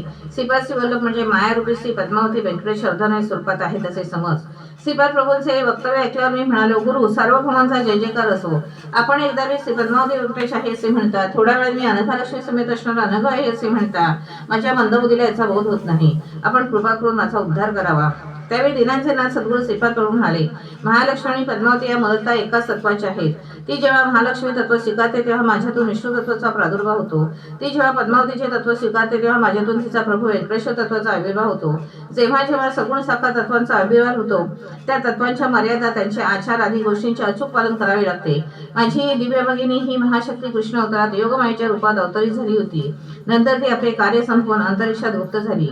आज तीच श्रेष्ठ तपसंपन्न अशा योगी मुनी महर्षी आदींच्या घोर तपस्येनेच वासविक अनेका या रूपात प्रकट झाले आहे. काही विशिष्ट कारणानेच मला पीठिकापूर्व येथे अवतार घ्यावा लागला. जे डोळ्यासमोर घडते ते पाहत राहावे. माझे अवतार तत्व हे दिव्य विनोदी लीला करण्यासाठीच आहे, तुम्हाला कळले असेलच. श्रीपाद प्रभू पुढे म्हणाले, अरे शंकर भटा, या पंचदेव पहाडावर घडलेल्या लीलांचे, पाहिलेल्या दृश्यांचे जसे पाहिलेच अगदी तसेच वर्णन चरित्र वृत्तात कर. ते भविष्यातील भक्तांना स्फूर्तीदायक ठरेल. नाना शंका कुशंकाचे त्यात समाधान मिळेल. साधकांना या ग्रंथाद्वारे आणि लीला प्रसंगाने भक्तिमार्ग सुलभ होईल. या वक्तव्यानंतर श्रीपाद प्रभूंच्या दिव्य वाणीने विश्राम घेतला. आम्ही आश्चर्यचकित होऊन पाहतच होतो. तितक्या श्रीपाद प्रभूंचे स्वरूप दिव्य तेजाने झळकू लागले आणि त्यामधूनच श्री पद्मावती देवीचा, श्री व्यंकटेश्वर स्वामींचा आविर्भाव झाला. श्रीपाद वल्लभांचा जय जयकार असो. अध्याय 29. श्रीपाद वल्लभांचा दिव्य उपदेश. आम्ही कुरकुडीमध्ये श्रीपाद प्रभूंचे दर्शन घेऊन त्यांच्या आज्ञेने त्यांच्या समीप बसतो. तेव्हा प्रभू म्हणाले, अनन्य भावाने मला शरण येणाऱ्या साधकांचे मी सदैव रक्षण करतो. हे श्रोते हो, हा देशकाल माझ्या हातातील चेंडूप्रमाणे आहे. कुठेही होत असलेल्या, भूतकाळात घडलेल्या आणि भविष्यकाळात होणाऱ्या घटनांना मी बदलू शकतो. मी देशकालाचा शास्त्राच आहे. तुमच्यातील चैतन्याच्या संस्कारांच्या दर्जानुसारच तुम्हाला माझ्याबद्दलचे ज्ञान होईल. सर्व धर्माचा परित्याग करून तुमच्या अंतर्गतातील अंतर्यामी रूपात असलेल्या मला अनन्य भावाने शरण आल्यास, माझ्या आदेशानुसार कर्माचे पालन केल्यास मी तुमचा सर्व भार वाहून तुम्हाला जीवनमुक्त करेन. केवळ माझ्या शब्दानेच मी सृष्टीमध्ये शासन करतो. यामुळे मी सरस्वती रूपाने प्रसिद्धी पावेन.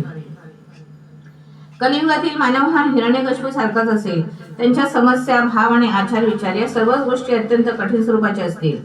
त्यांना प्रकृती विज्ञानातील अनेक संशोधनाला यश मिळून हिरण्यकशिपूसारखे वरदान सुद्धा सृष्टी मातेकडून मिळेल. परंतु मला प्रल्हादासारख्या निष्पाप निरपराध भक्तांच्या संरक्षणार्थ नरसिंहाचा अवतार घ्यावा लागेल. यासाठी मी नृसिंह सरस्वती या नामरूपाने अजून एक दिव्य अवतार घेऊन गंधर्वपूर नगरीत प्रसिद्ध होईल. एवढे बोलून श्रीपाद प्रभू ध्यानस्थ झाले आणि त्यांनी आम्हा सुद्धा ध्यानात बसण्यास सांगितले. श्रीपाद श्री वल्लभांचा जय जयकार. प्रपद्ये. अध्याय 30. श्रीपाद श्री वल्लभ महासंस्था निर्माण होईल असे श्रीपाद प्रभूंनी सांगितले. नाथ संप्रदायाप्रमाणे जीव 64 शाबल तंत्राचा उपयोग करून परमेश्वराची तादात्म्य पावतो आणि आपला उद्धार करून घेतो. नाथ संप्रदायाचे आदिगुरु श्री दत्तात्रय भगवानच आहेत. आपणास श्रीपाद श्री वल्लभ हे साक्षात दत्तात्रयच आहेत. बुद्धिबळाच्या पटावर 64 स्फरे असतात. श्री महाविष्णू श्री महालक्ष्मी बरोबर वैकुंठ लोकात बुद्धिबळाचा डाव खेळतात. याचा गुढार्थ असा की 64 योनीमध्ये असलेल्या निरनिराळ्या जीवांच्या जीवनकलापांचे कर्मफळ आणि त्यांच्या परिणामी क्रियांचे साक्षात दर्शन घेत त्यांच्या कर्मफळांच्या आधारावर त्यांच्यावर अनुग्रह करतात.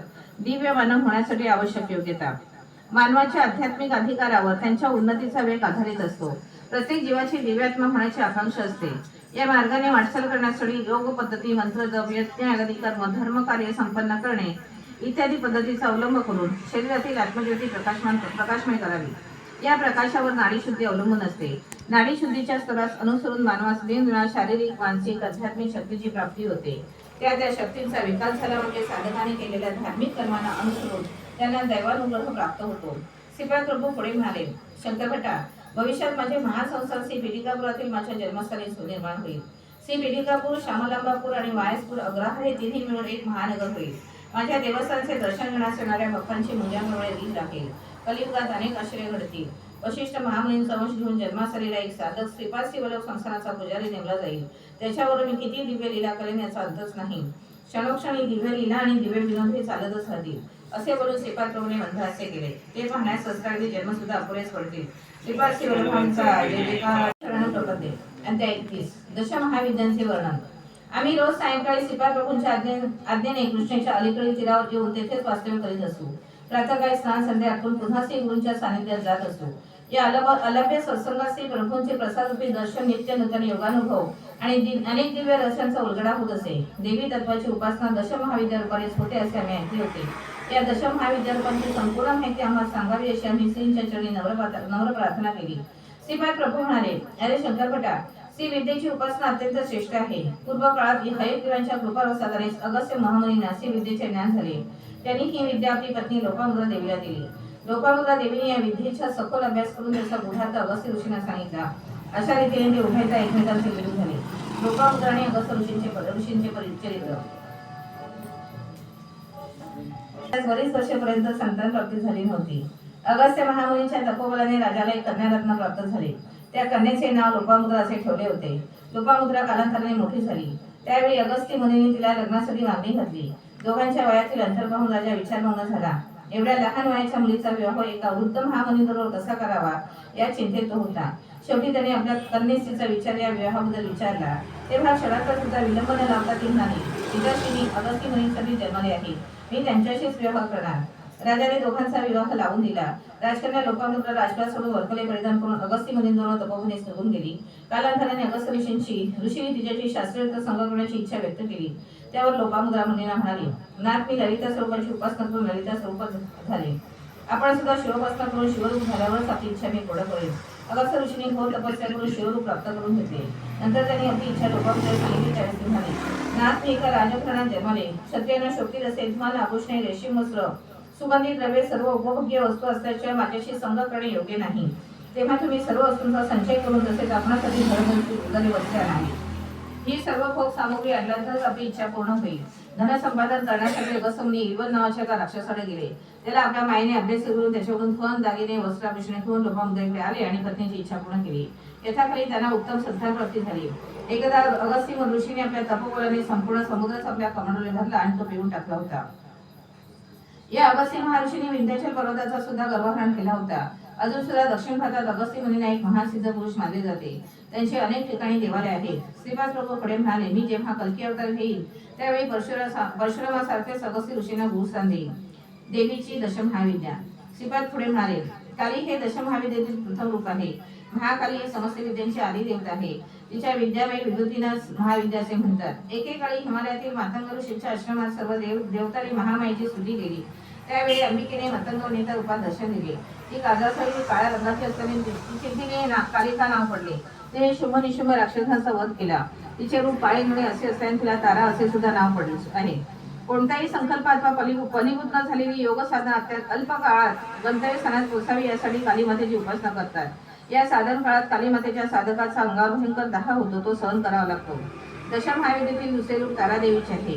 ही माता मोक्षदायिनी, सर्व दुःखापासून तारण करणारी आहे.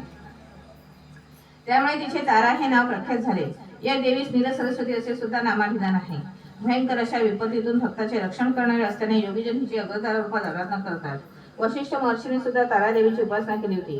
चैत्र शुद्ध नवमीच्या रात्री तारारात्री असे म्हणतात. दशमहाविद्येतील दुसरे रूप छिन्नमस्ता देवीचे आहे.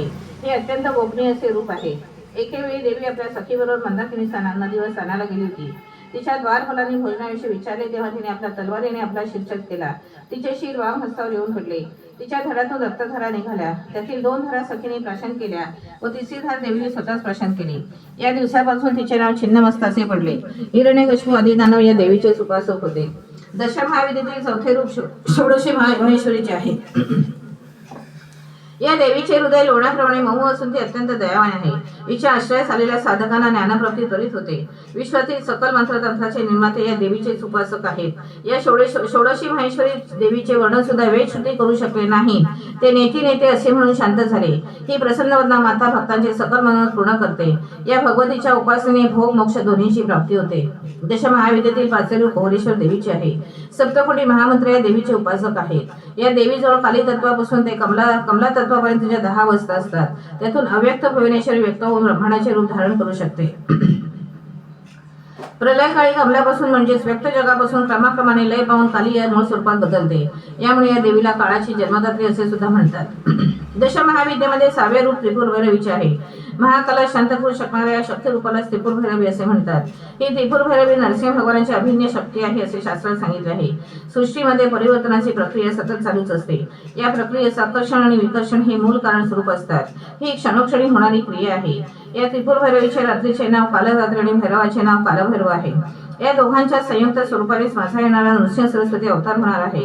हा अवतार महायुगांसाठी त्रिपुर भैरवी आणि काल भैरवनाथ अवतार मानला जाईल. दशमहाविद्येतील 7वे रूप धूम्रावती आहे. ही धूम्रावती उग्रताराच आहे. या देवी शरण जाणाऱ्या साधकांची सारी संकटे नष्ट होऊन तिच्या कृपाप्रसादाने सकल संपदा प्राप्त होते.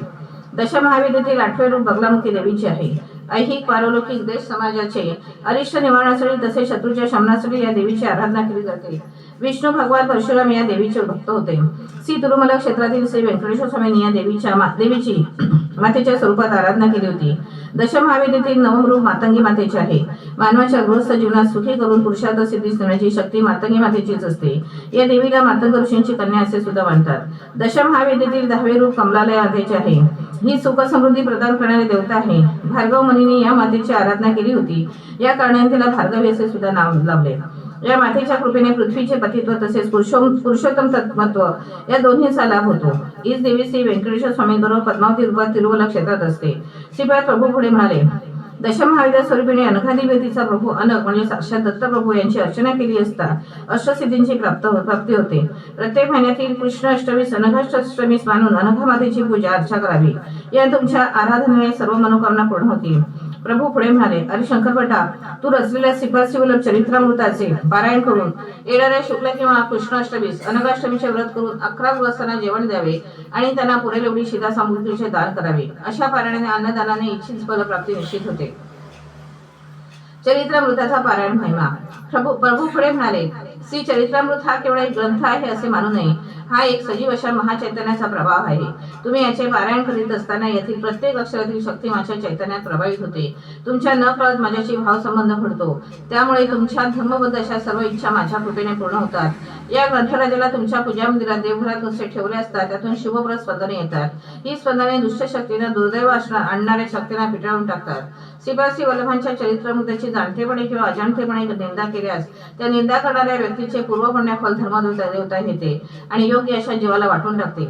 अशा रीतीने श्रद्धावान गरीब भक्त भाग्यवान होतो आणि अश्रद्धावान व्यक्ती गरीब होतो. हा अक्षर सत्य ग्रंथ आहे.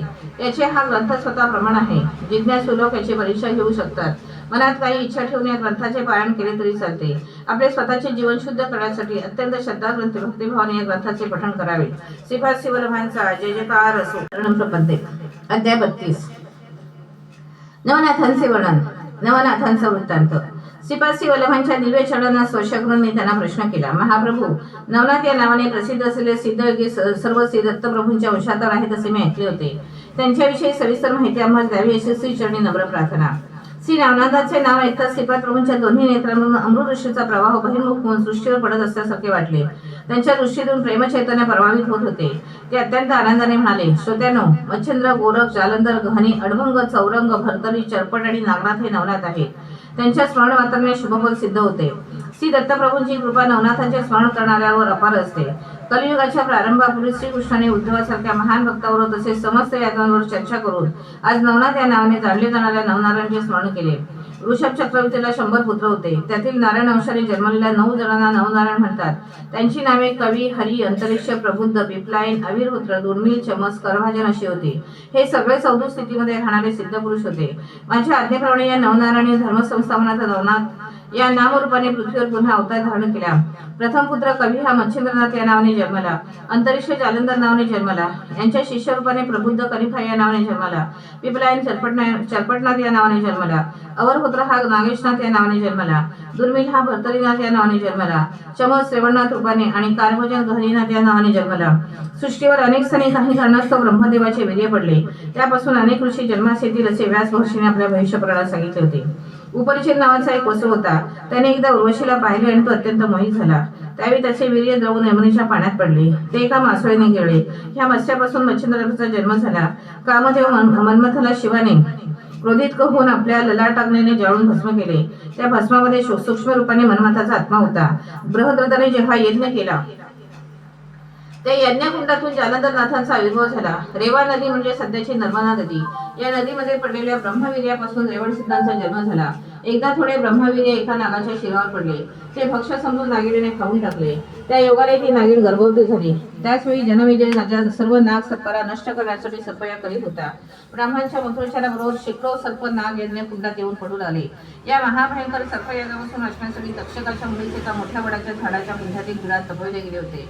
त्या गर्भपिंडातून आविर्पुत्राचा जन्म होणार असल्याने त्या अंड्यास त्या बिळात ठेवून तक्षकाची मुलगी स्वस्थाने निघून गेली. यथासमयी त्या अंड्यातून वटसिद्ध नागनाथांचा जन्म झाला. मच्छिंद्रनाथ देश संचार करीत असताना एका स्थळी त्यांचा मुक्काम होता. त्यांच्या दर्शनासाठी अनेक लोक येत असत. एका वांस स्त्रीने मच्छिंद्रनाथांना नमस्कार केला व आपली व्यथा सांगितली.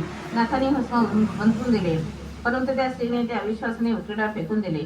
त्या भस्माच्या अमोघ अशा शक्ती संपन्नतेने त्यामधून गोरक्षनाथांचा जन्म झाला. पार्वतीच्या विवाहासमयी पौराहित्य करणारे ब्रह्मदेव तिचे अप्रतिम लावण्य पाहून तिच्यावर मोहित झाले आणि त्यांचा वीर्यस्राव झाला. या कृत्याची त्यांना अत्यंत लज्जा वाटली आणि त्यांनी ते वीर्य आपल्या मांडीत सपसून टाकले. त्या क्षणीच त्या वीर्याचे 60,000 भाग झाले आणि त्यातून वालखिल या नावाचे 60,000 ऋषी जन्मास आले. त्यातून थोडा भाग उरला होता. तो कचरा समजून भगीरथी नदीत फेकला गेला. तो कचरा नदीतील गवतात अडकून तेथेच राहिला. त्यामध्ये पिपलायनचा आत्मा शिरला आणि चरपटनाथांचा जन्म झाला. कोलिकुनीने त्यांच्या पर्णकुडीतून बाहेर जाताना आपले भिक्षापत्र पर्णकुडीच्या बाहेर ठेवले.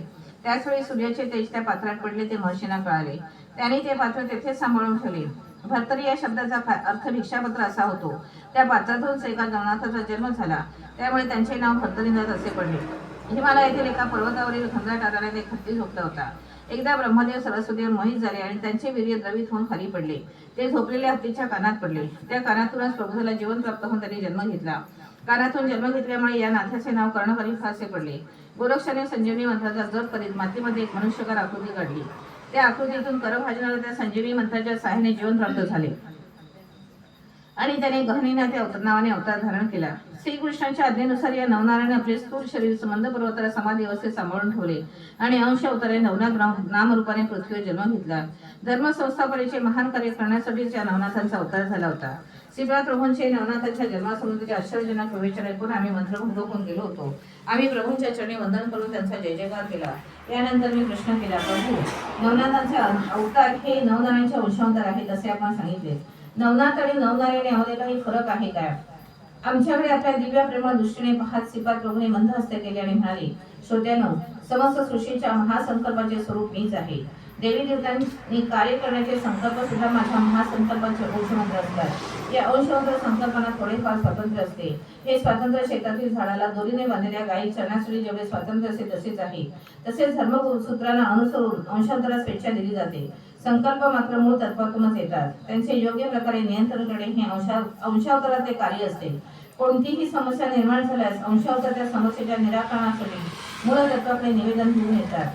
मूळ तत्वाकडून अनुभूती घेऊन जीवांचे कल्याण करतात. या अंशावतारात राग, लोभ, मद, मत्सर, अहंकार असे मानवी जुळून नसतात. यामुळे मूलतत्वाची कार्य समर्थता अंशावतारात सुद्धा आढळते. या कारणामुळे अंशावतार आणि पूर्णावतार यात काही फरक नसतो. श्रीपाद शिवरामांचा जय जयकार. अध्याय 33. रमणी आणि नरसिंहराय यांचा विवाह श्रीपादाने स्वतःच करविला. आम्ही दोघांनी श्रीपाद प्रभूंची आज्ञा घेतली. ते म्हणाले, बाबांनो, तुम्ही इथून निघून श्री बिरिकापुरात जावे. असे मंगल आशीर्वाद तुमच्या पाठीशी आहेत. श्री महागुरूंची आज्ञा स्वीकारणे मानून आम्ही दोघे कृष्णा नदी पार करून पलीकडील तीरावर पोहोचलो. तेथे एका दगडावर श्रीपादांची पादमुद्रा पाहिली. नित्य श्रीपाद प्रभू त्याच दगडावर उभे राहून सूर्यनमस्कार करीत असत. श्रीचरणांची चरणकमळे तेथे पाहून आम्हाला आश्चर्य वाटले आणि अत्यानंद झाला. आम्ही पंचदेव पहाड या ग्रामात पोहोचलो. तेथे अल्पोपहार करून पुढच्या प्रवासास प्रारंभ केला. एका ज्वारीच्या शेतातील पायरोडीने चालत असताना त्या शेताच्या मालकाने आमचे स्वागत केले. खाण्यास मधुर फळे आणि गोड ताक दिले. त्याचे नाव नरसिंह रायडू होते असे होते. त्यांनी स्वतःचे घर शेतामध्येच बांधले होते. तो तेथेच राहत असे. एक दिवस त्यांच्या घरी विश्रांती घेऊन त्याची 11 दिवस स्वीकारावी अशी इच्छा त्याने व्यक्त केली. आम्ही त्याच्या विनंतीस मान देऊन एक दिवस येथे राहिलो. त्याने श्रीचरणांची लीलाविभाग सांगण्यास सुरुवात केली. बाबांनो, माझे नाव नरसिंह रायडू. मी लहानपणी अत्यंत गोबर आणि चित्रा होतो. माझे माता पिता मी लहान असताना दिवंगत झाले.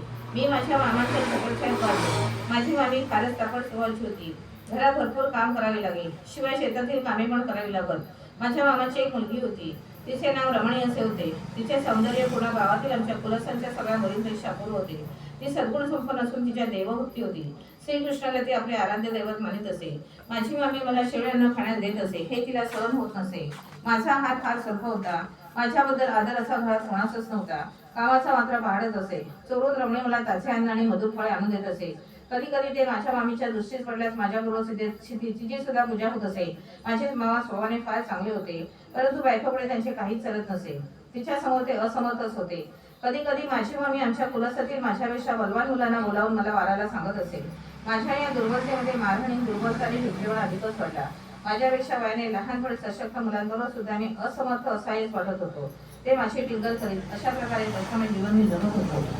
आमची रमणी सौंदर्यवान असल्याने गावातील आमच्याच कुलातील सगळ्या युवकांची तिच्याशी लग्न करण्याची इच्छा होती, परंतु तिला माझ्याशी लग्न करायचे होते. माझ्याजवळ पैसा अडका तर नव्हताच. शिवाय दुर्बल शरीर आणि तिथला स्वभाव म्हणते कसे जमणार हा प्रश्न होता. आमचे मामा धनवान श्रीमंत होते. ते स्वभावाने चांगले होते, पण त्यांना पैशाची आशा फार होती. मामी दुष्ट होती, परंतु तिची स्तुती केली की ती फसत असे. आमची रमणी कसेही करून मीच तिचा पती व्हावा असं श्रीकृष्णाजवळ दररोज प्रार्थना करीत असे. एकदा आमच्या गावात एक ढोंगी साधू आला. तो कालीचा भक्त असून भूत भविष्य आणि वर्तमानाचे त्याला ज्ञान नाही असा साऱ्या गावात प्रचार झाला. त्याच्याजवळ भूत भविष्य जाण्याची विद्या होती. गावात त्याने सांगितलेले भविष्य 100% खरे झाले होते. आमच्या मामीवर त्याने माया केली आणि तिला घरात कालीपूजा करावी असे सांगितले. सगळी तयारी करून घेतली. त्याने रमणीची पूजेतील कृष्णाची मूर्ती घराच्या बाहेर फेकून देण्यास सांगितले. त्या गोष्टीने मामीला होकार दिला. रमणी तळमळू लागली, विलाप करू लागली, परंतु सगळे काही व्यर्थ झाले. त्या ढोंगी साधूने पूजेस सुरुवात केली. अनेक कोंबड्यांचा बळी दिला. त्या कोंबड्याच्या रक्ताने सारे देवघर भोगवण्याचे झाले. घरात माणसांची कवटी आणि स्मशान साधना सामुग्री सुद्धा ठेवण्यात आली. ती पूजा परिपूर्ण झाल्यावर या घरात एके ठिकाणी विशेष अपार धंदा होईल. त्या संपत्तीने हा कौटुंबातील ऐश्वर्य संपदा नांदेल असे सांगून त्या ढोंगी साधूने सर्वांना विश्वासात घेतले. त्या साधूस वशीकरण विद्या अवगत होती. त्या विद्येच्या साहाय्याने आमच्या रमणीचे शील हरण करण्याचे त्यांनी योजले. त्यासाठी तो चित्र पद्धतीच्या पूजा घरात करत असे. त्यामुळे रमणीची प्रकृती क्षीण होत गेली. तिच्या वागणुकीत फरक पडला. अर्ध्या रात्रीच्या वेळी ती रक्तपान करू लागली. कोंबडे बकऱ्या मारून तिला ते रक्त देण्यात येत होते. तिच्या अंगात कालिका वातीचा प्रवेश झालेला आहे. त्यामुळेच ती रक्त पिते. रक्ताशिवाय माता शांत होत नाही आणि अपार संपत्ती पण मिळणार नाही. तिच्या अंगातील कालिका माता निघाली ती कन्या पूर्ववत होईल असे त्या साधूने सांगितले. घरात दिवस होण्याला ऊत आला होता. अचानक घरातील स्वयंपाक केलेले भांडे विहिरीत पडत होते.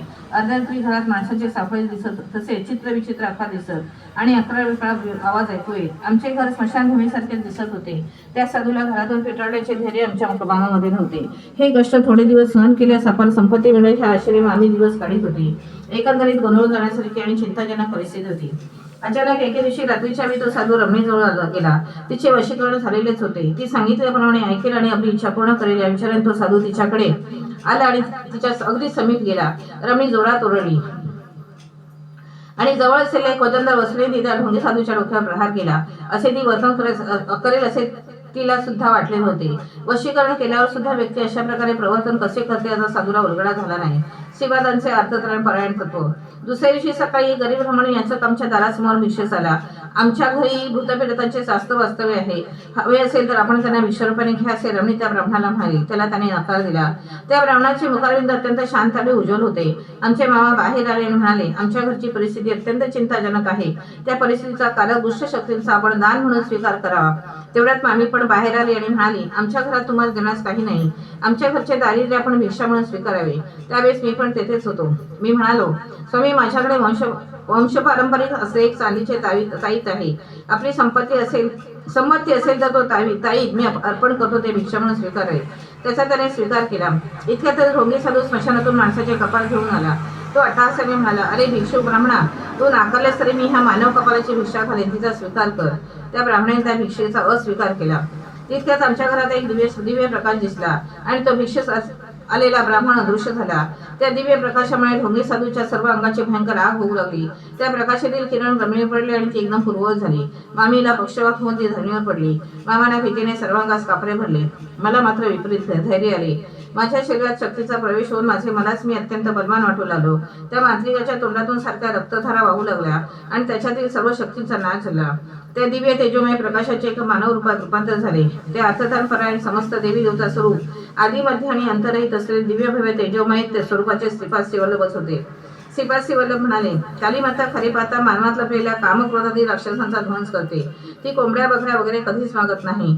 या प्राणमय जगातील राक्षस शक्तीच कालिका रूप धारण करून निरनिळ्या प्राण्यांचे बळी मागते. खऱ्या खऱ्या कालीमातेची शुभ लक्षणे प्रेम, शांती, दया वगैरे असतात.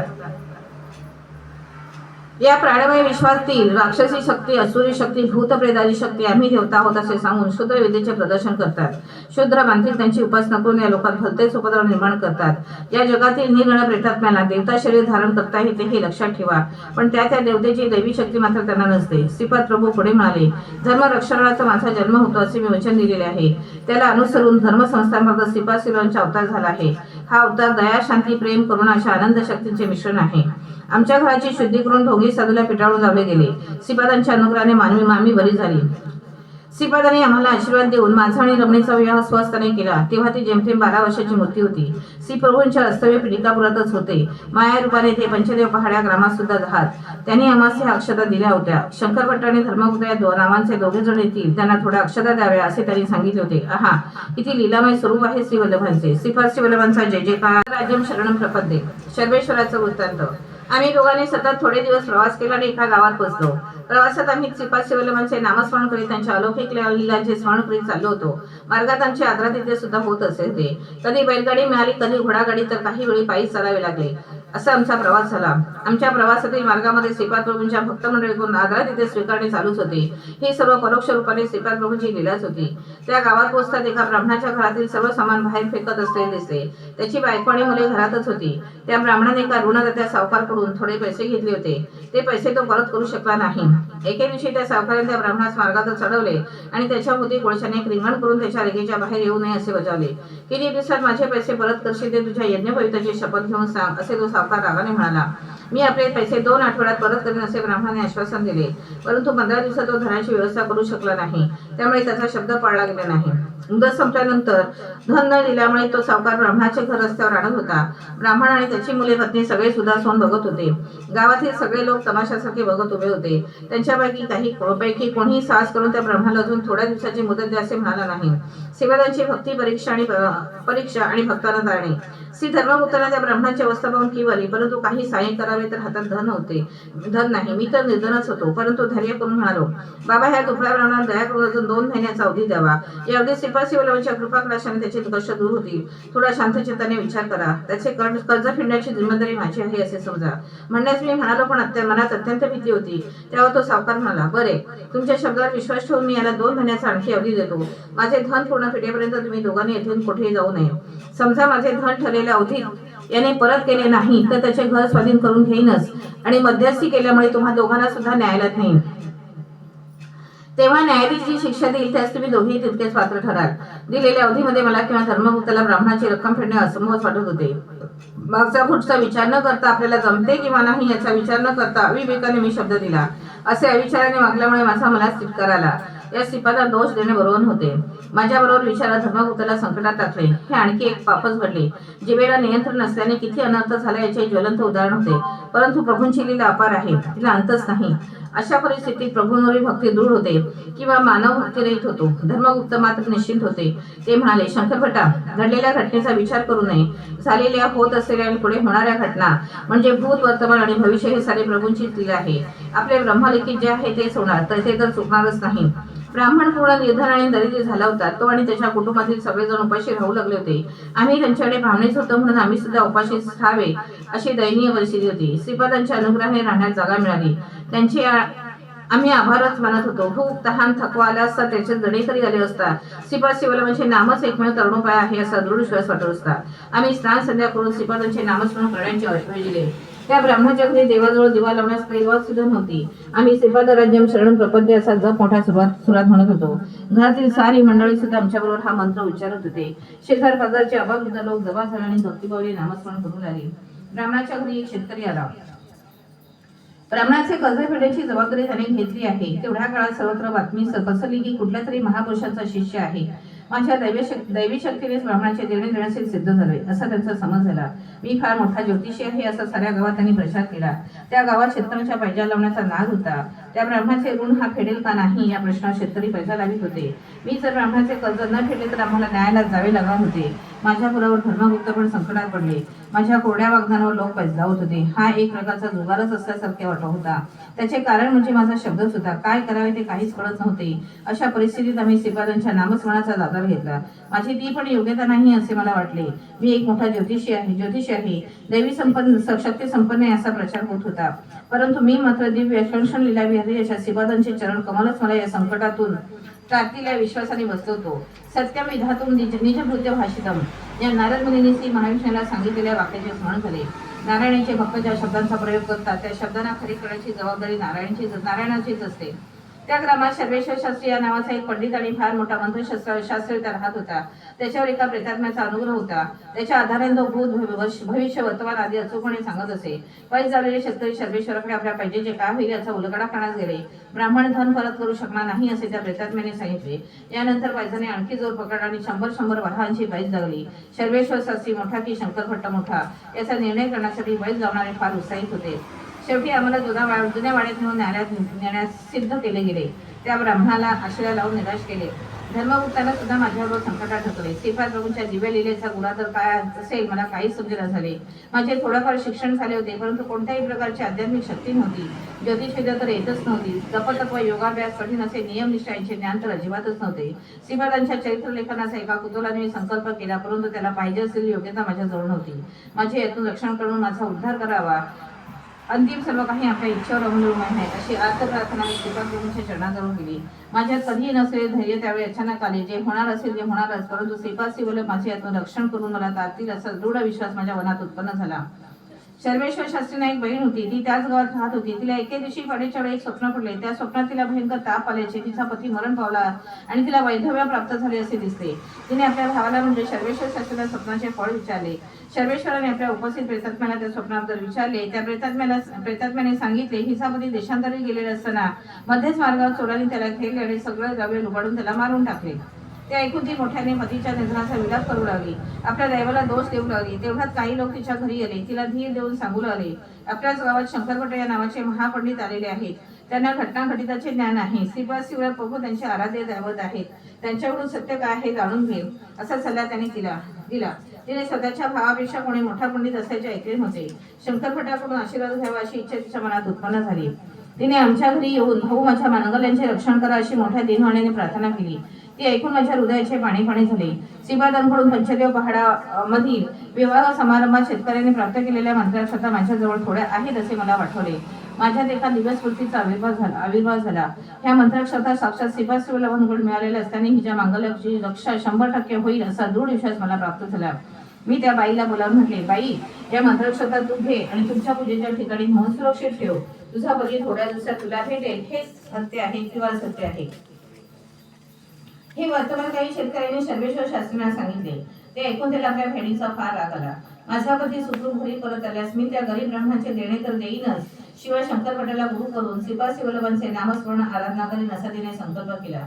3 दिवस गेले. या 3 दिवसात शेतकऱ्यांनी आम्हाला शिदा वगैरे आणून दिला. या शेतकऱ्यांनीच माझ्यावर पैज झाली होती. मी विजयी झालो तर त्यांचा पण विजय होऊन पैजे सुद्धा त्याला मिळणार होते. 3 दिवसानंतर 4थ्या दिवशी सर्वेश्वर शास्त्रीच्या भेटीचा नवरा देशांतून सुखरूप घरी आला. त्या ब्राह्मणसीच्या आनंदाला सीमाच नव्हती. त्या मंत्राक्षतांच्या बळानेच आज माझे सौभाग्य टिकले अशी तिची खात्री झाली. तिच्या पतीला चोरांनी मार्गात मारण्याचा प्रयत्न केलाच होता, परंतु एका यवन मलाने मध्ये पडून त्या चोरांना मारून त्या ब्राह्मणाचे रक्षण केले होते. आहा, श्रीपादांचा महिमा अगाध आहे, अमोघ आहे. सर्वेश्वर शास्त्रीचा अहंकार नष्ट झाला. माझे ज्योतिष खरे ठरल्यामुळे आम्ही राहत असलेल्या घरच्या बालकांचे ऋण सर्वेश्वर शास्त्रीने सारले आणि आम्हा दोघांनी त्यांच्या घरचे आदरातिथ्य स्वीकारावे अशी विनंती केली. त्यांना आम्ही होकार दिला. सर्वेश्वर शास्त्री म्हणाले, बाबा, धुमावती देवी ही दशमहाविद्येतील एक आहे. तिचा मी उपासक आहे. ती फार उग्र देवता आहे, परंतु ती प्रसन्न झाली तर रोग व शोक या सर्व गोष्टींचा नाश करते. तिचा कोप झाला तर सर्व सुखांचा, सर्व कामनांचा ती नाश करते. या देवीला शरण गेल्यास सर्व विपत्तीचा नाश होऊन सर्व संपदांचा लाभ होतो. तिला राग आला तर उपास भांडणे, दारिद्र्य वगैरे येतात. माझ्यावर त्या मातेचा अनुग्रह आहे. करणी केल्याने त्रस्तजनांचा उद्धार करण्यास त्या मातेची उपासना अनिवार्य असते. कल्याणासह मी थोडे दिवस विनामूल्य सेवा केली, परंतु थोड्या दिवसाने माझ्या धनाशा निर्माण होऊन मी अधिक धन घेऊ लागलो. हे मातेला आवडले नाही. याच काळात माझा एका बलशाली प्रेतात्म्याशी संबंध स्थापित झाला. त्याच्या साहाय्याने भूत, भविष्य, वर्तमान काळाचे कथन करण्याची शक्ती मला लाभली. प्रेतात्म्याची उपासना करूच नाही. उपासना केली तर त्याच्या शक्तीमुळे मिळाले धन प्रजासेवेसाठी गरिबांना, निर्धनांना द्यावे. तसे केल्यास प्रेतात्मा नेहमी आपल्या स्वाधीन राहतो. असे न केल्यास तो प्रेतात्मा चुकीचे भविष्य सांगतो आणि त्याच्या साधकांचा अपमान होण्याची परिस्थिती निर्माण करून त्याला निर्धार करतो. एवढेच नव्हे तर जीवास सुद्धा धोका असतो. स्वतःने वागल्यास आपल्यातील पुण्यराशींचा क्षय होतो. मग तो प्रेतात्मा आपल्यासाठी कष्टांचे डोंगर असतो. त्यातून बाहेर पडणे सोपे नसते. मी अविकारी धनांजन केले आणि नेहमी स्वार्थच पाहत होतो. त्यामुळे त्या प्रेतात्म्याने चुकीचे भविष्य कथन मला संकटात टाकल्याने माझा अपमान पण झाला. आजपासून तुम्हीच माझे गुरु आहात. कृपा करून मला शिष्य म्हणून स्वीकारावी ही नम्र विनंती. त्यावर मी म्हणालो, बाबा, या प्रपंचाचे, या सृष्टीचे गुरुत्व श्रीपादची वरमानच आहे. त्यांच्याशिवाय दुसरे गुरु कोणी नाही. मी अहंकाराने जर गुरुत्व पत्करले तर तुझ्या अपमानापेक्षा आणखी दुसरे काही मला भोगावे लागेल. आम्ही कुलवडील होऊन एके वेळी दशमहाविद्यांचे संक्षिप्त वर्णन श्रीपादांनी केले. बाकी उरलेले ते योग्य वेळी सांगणार आहे. दशमहाविद्यामध्ये कालीबद्दल, धूमावतीबद्दल त्यांनी आम्हाला सांगितलेलेच आहे. बाबा, आम्हाला तू गुरु करू नकोस. श्रीपादांना भक्तांना संकटात टाकणे आणि त्यातून सोडवणे म्हणजे एका चमत्कारासारखेच वाटते. सदा सर्वदा श्रीपादांचे नामस्मरण करणे हेच इह परलोक लोक साधन आहे. श्रीपाद श्रीवल्लभांचा जय जयकार.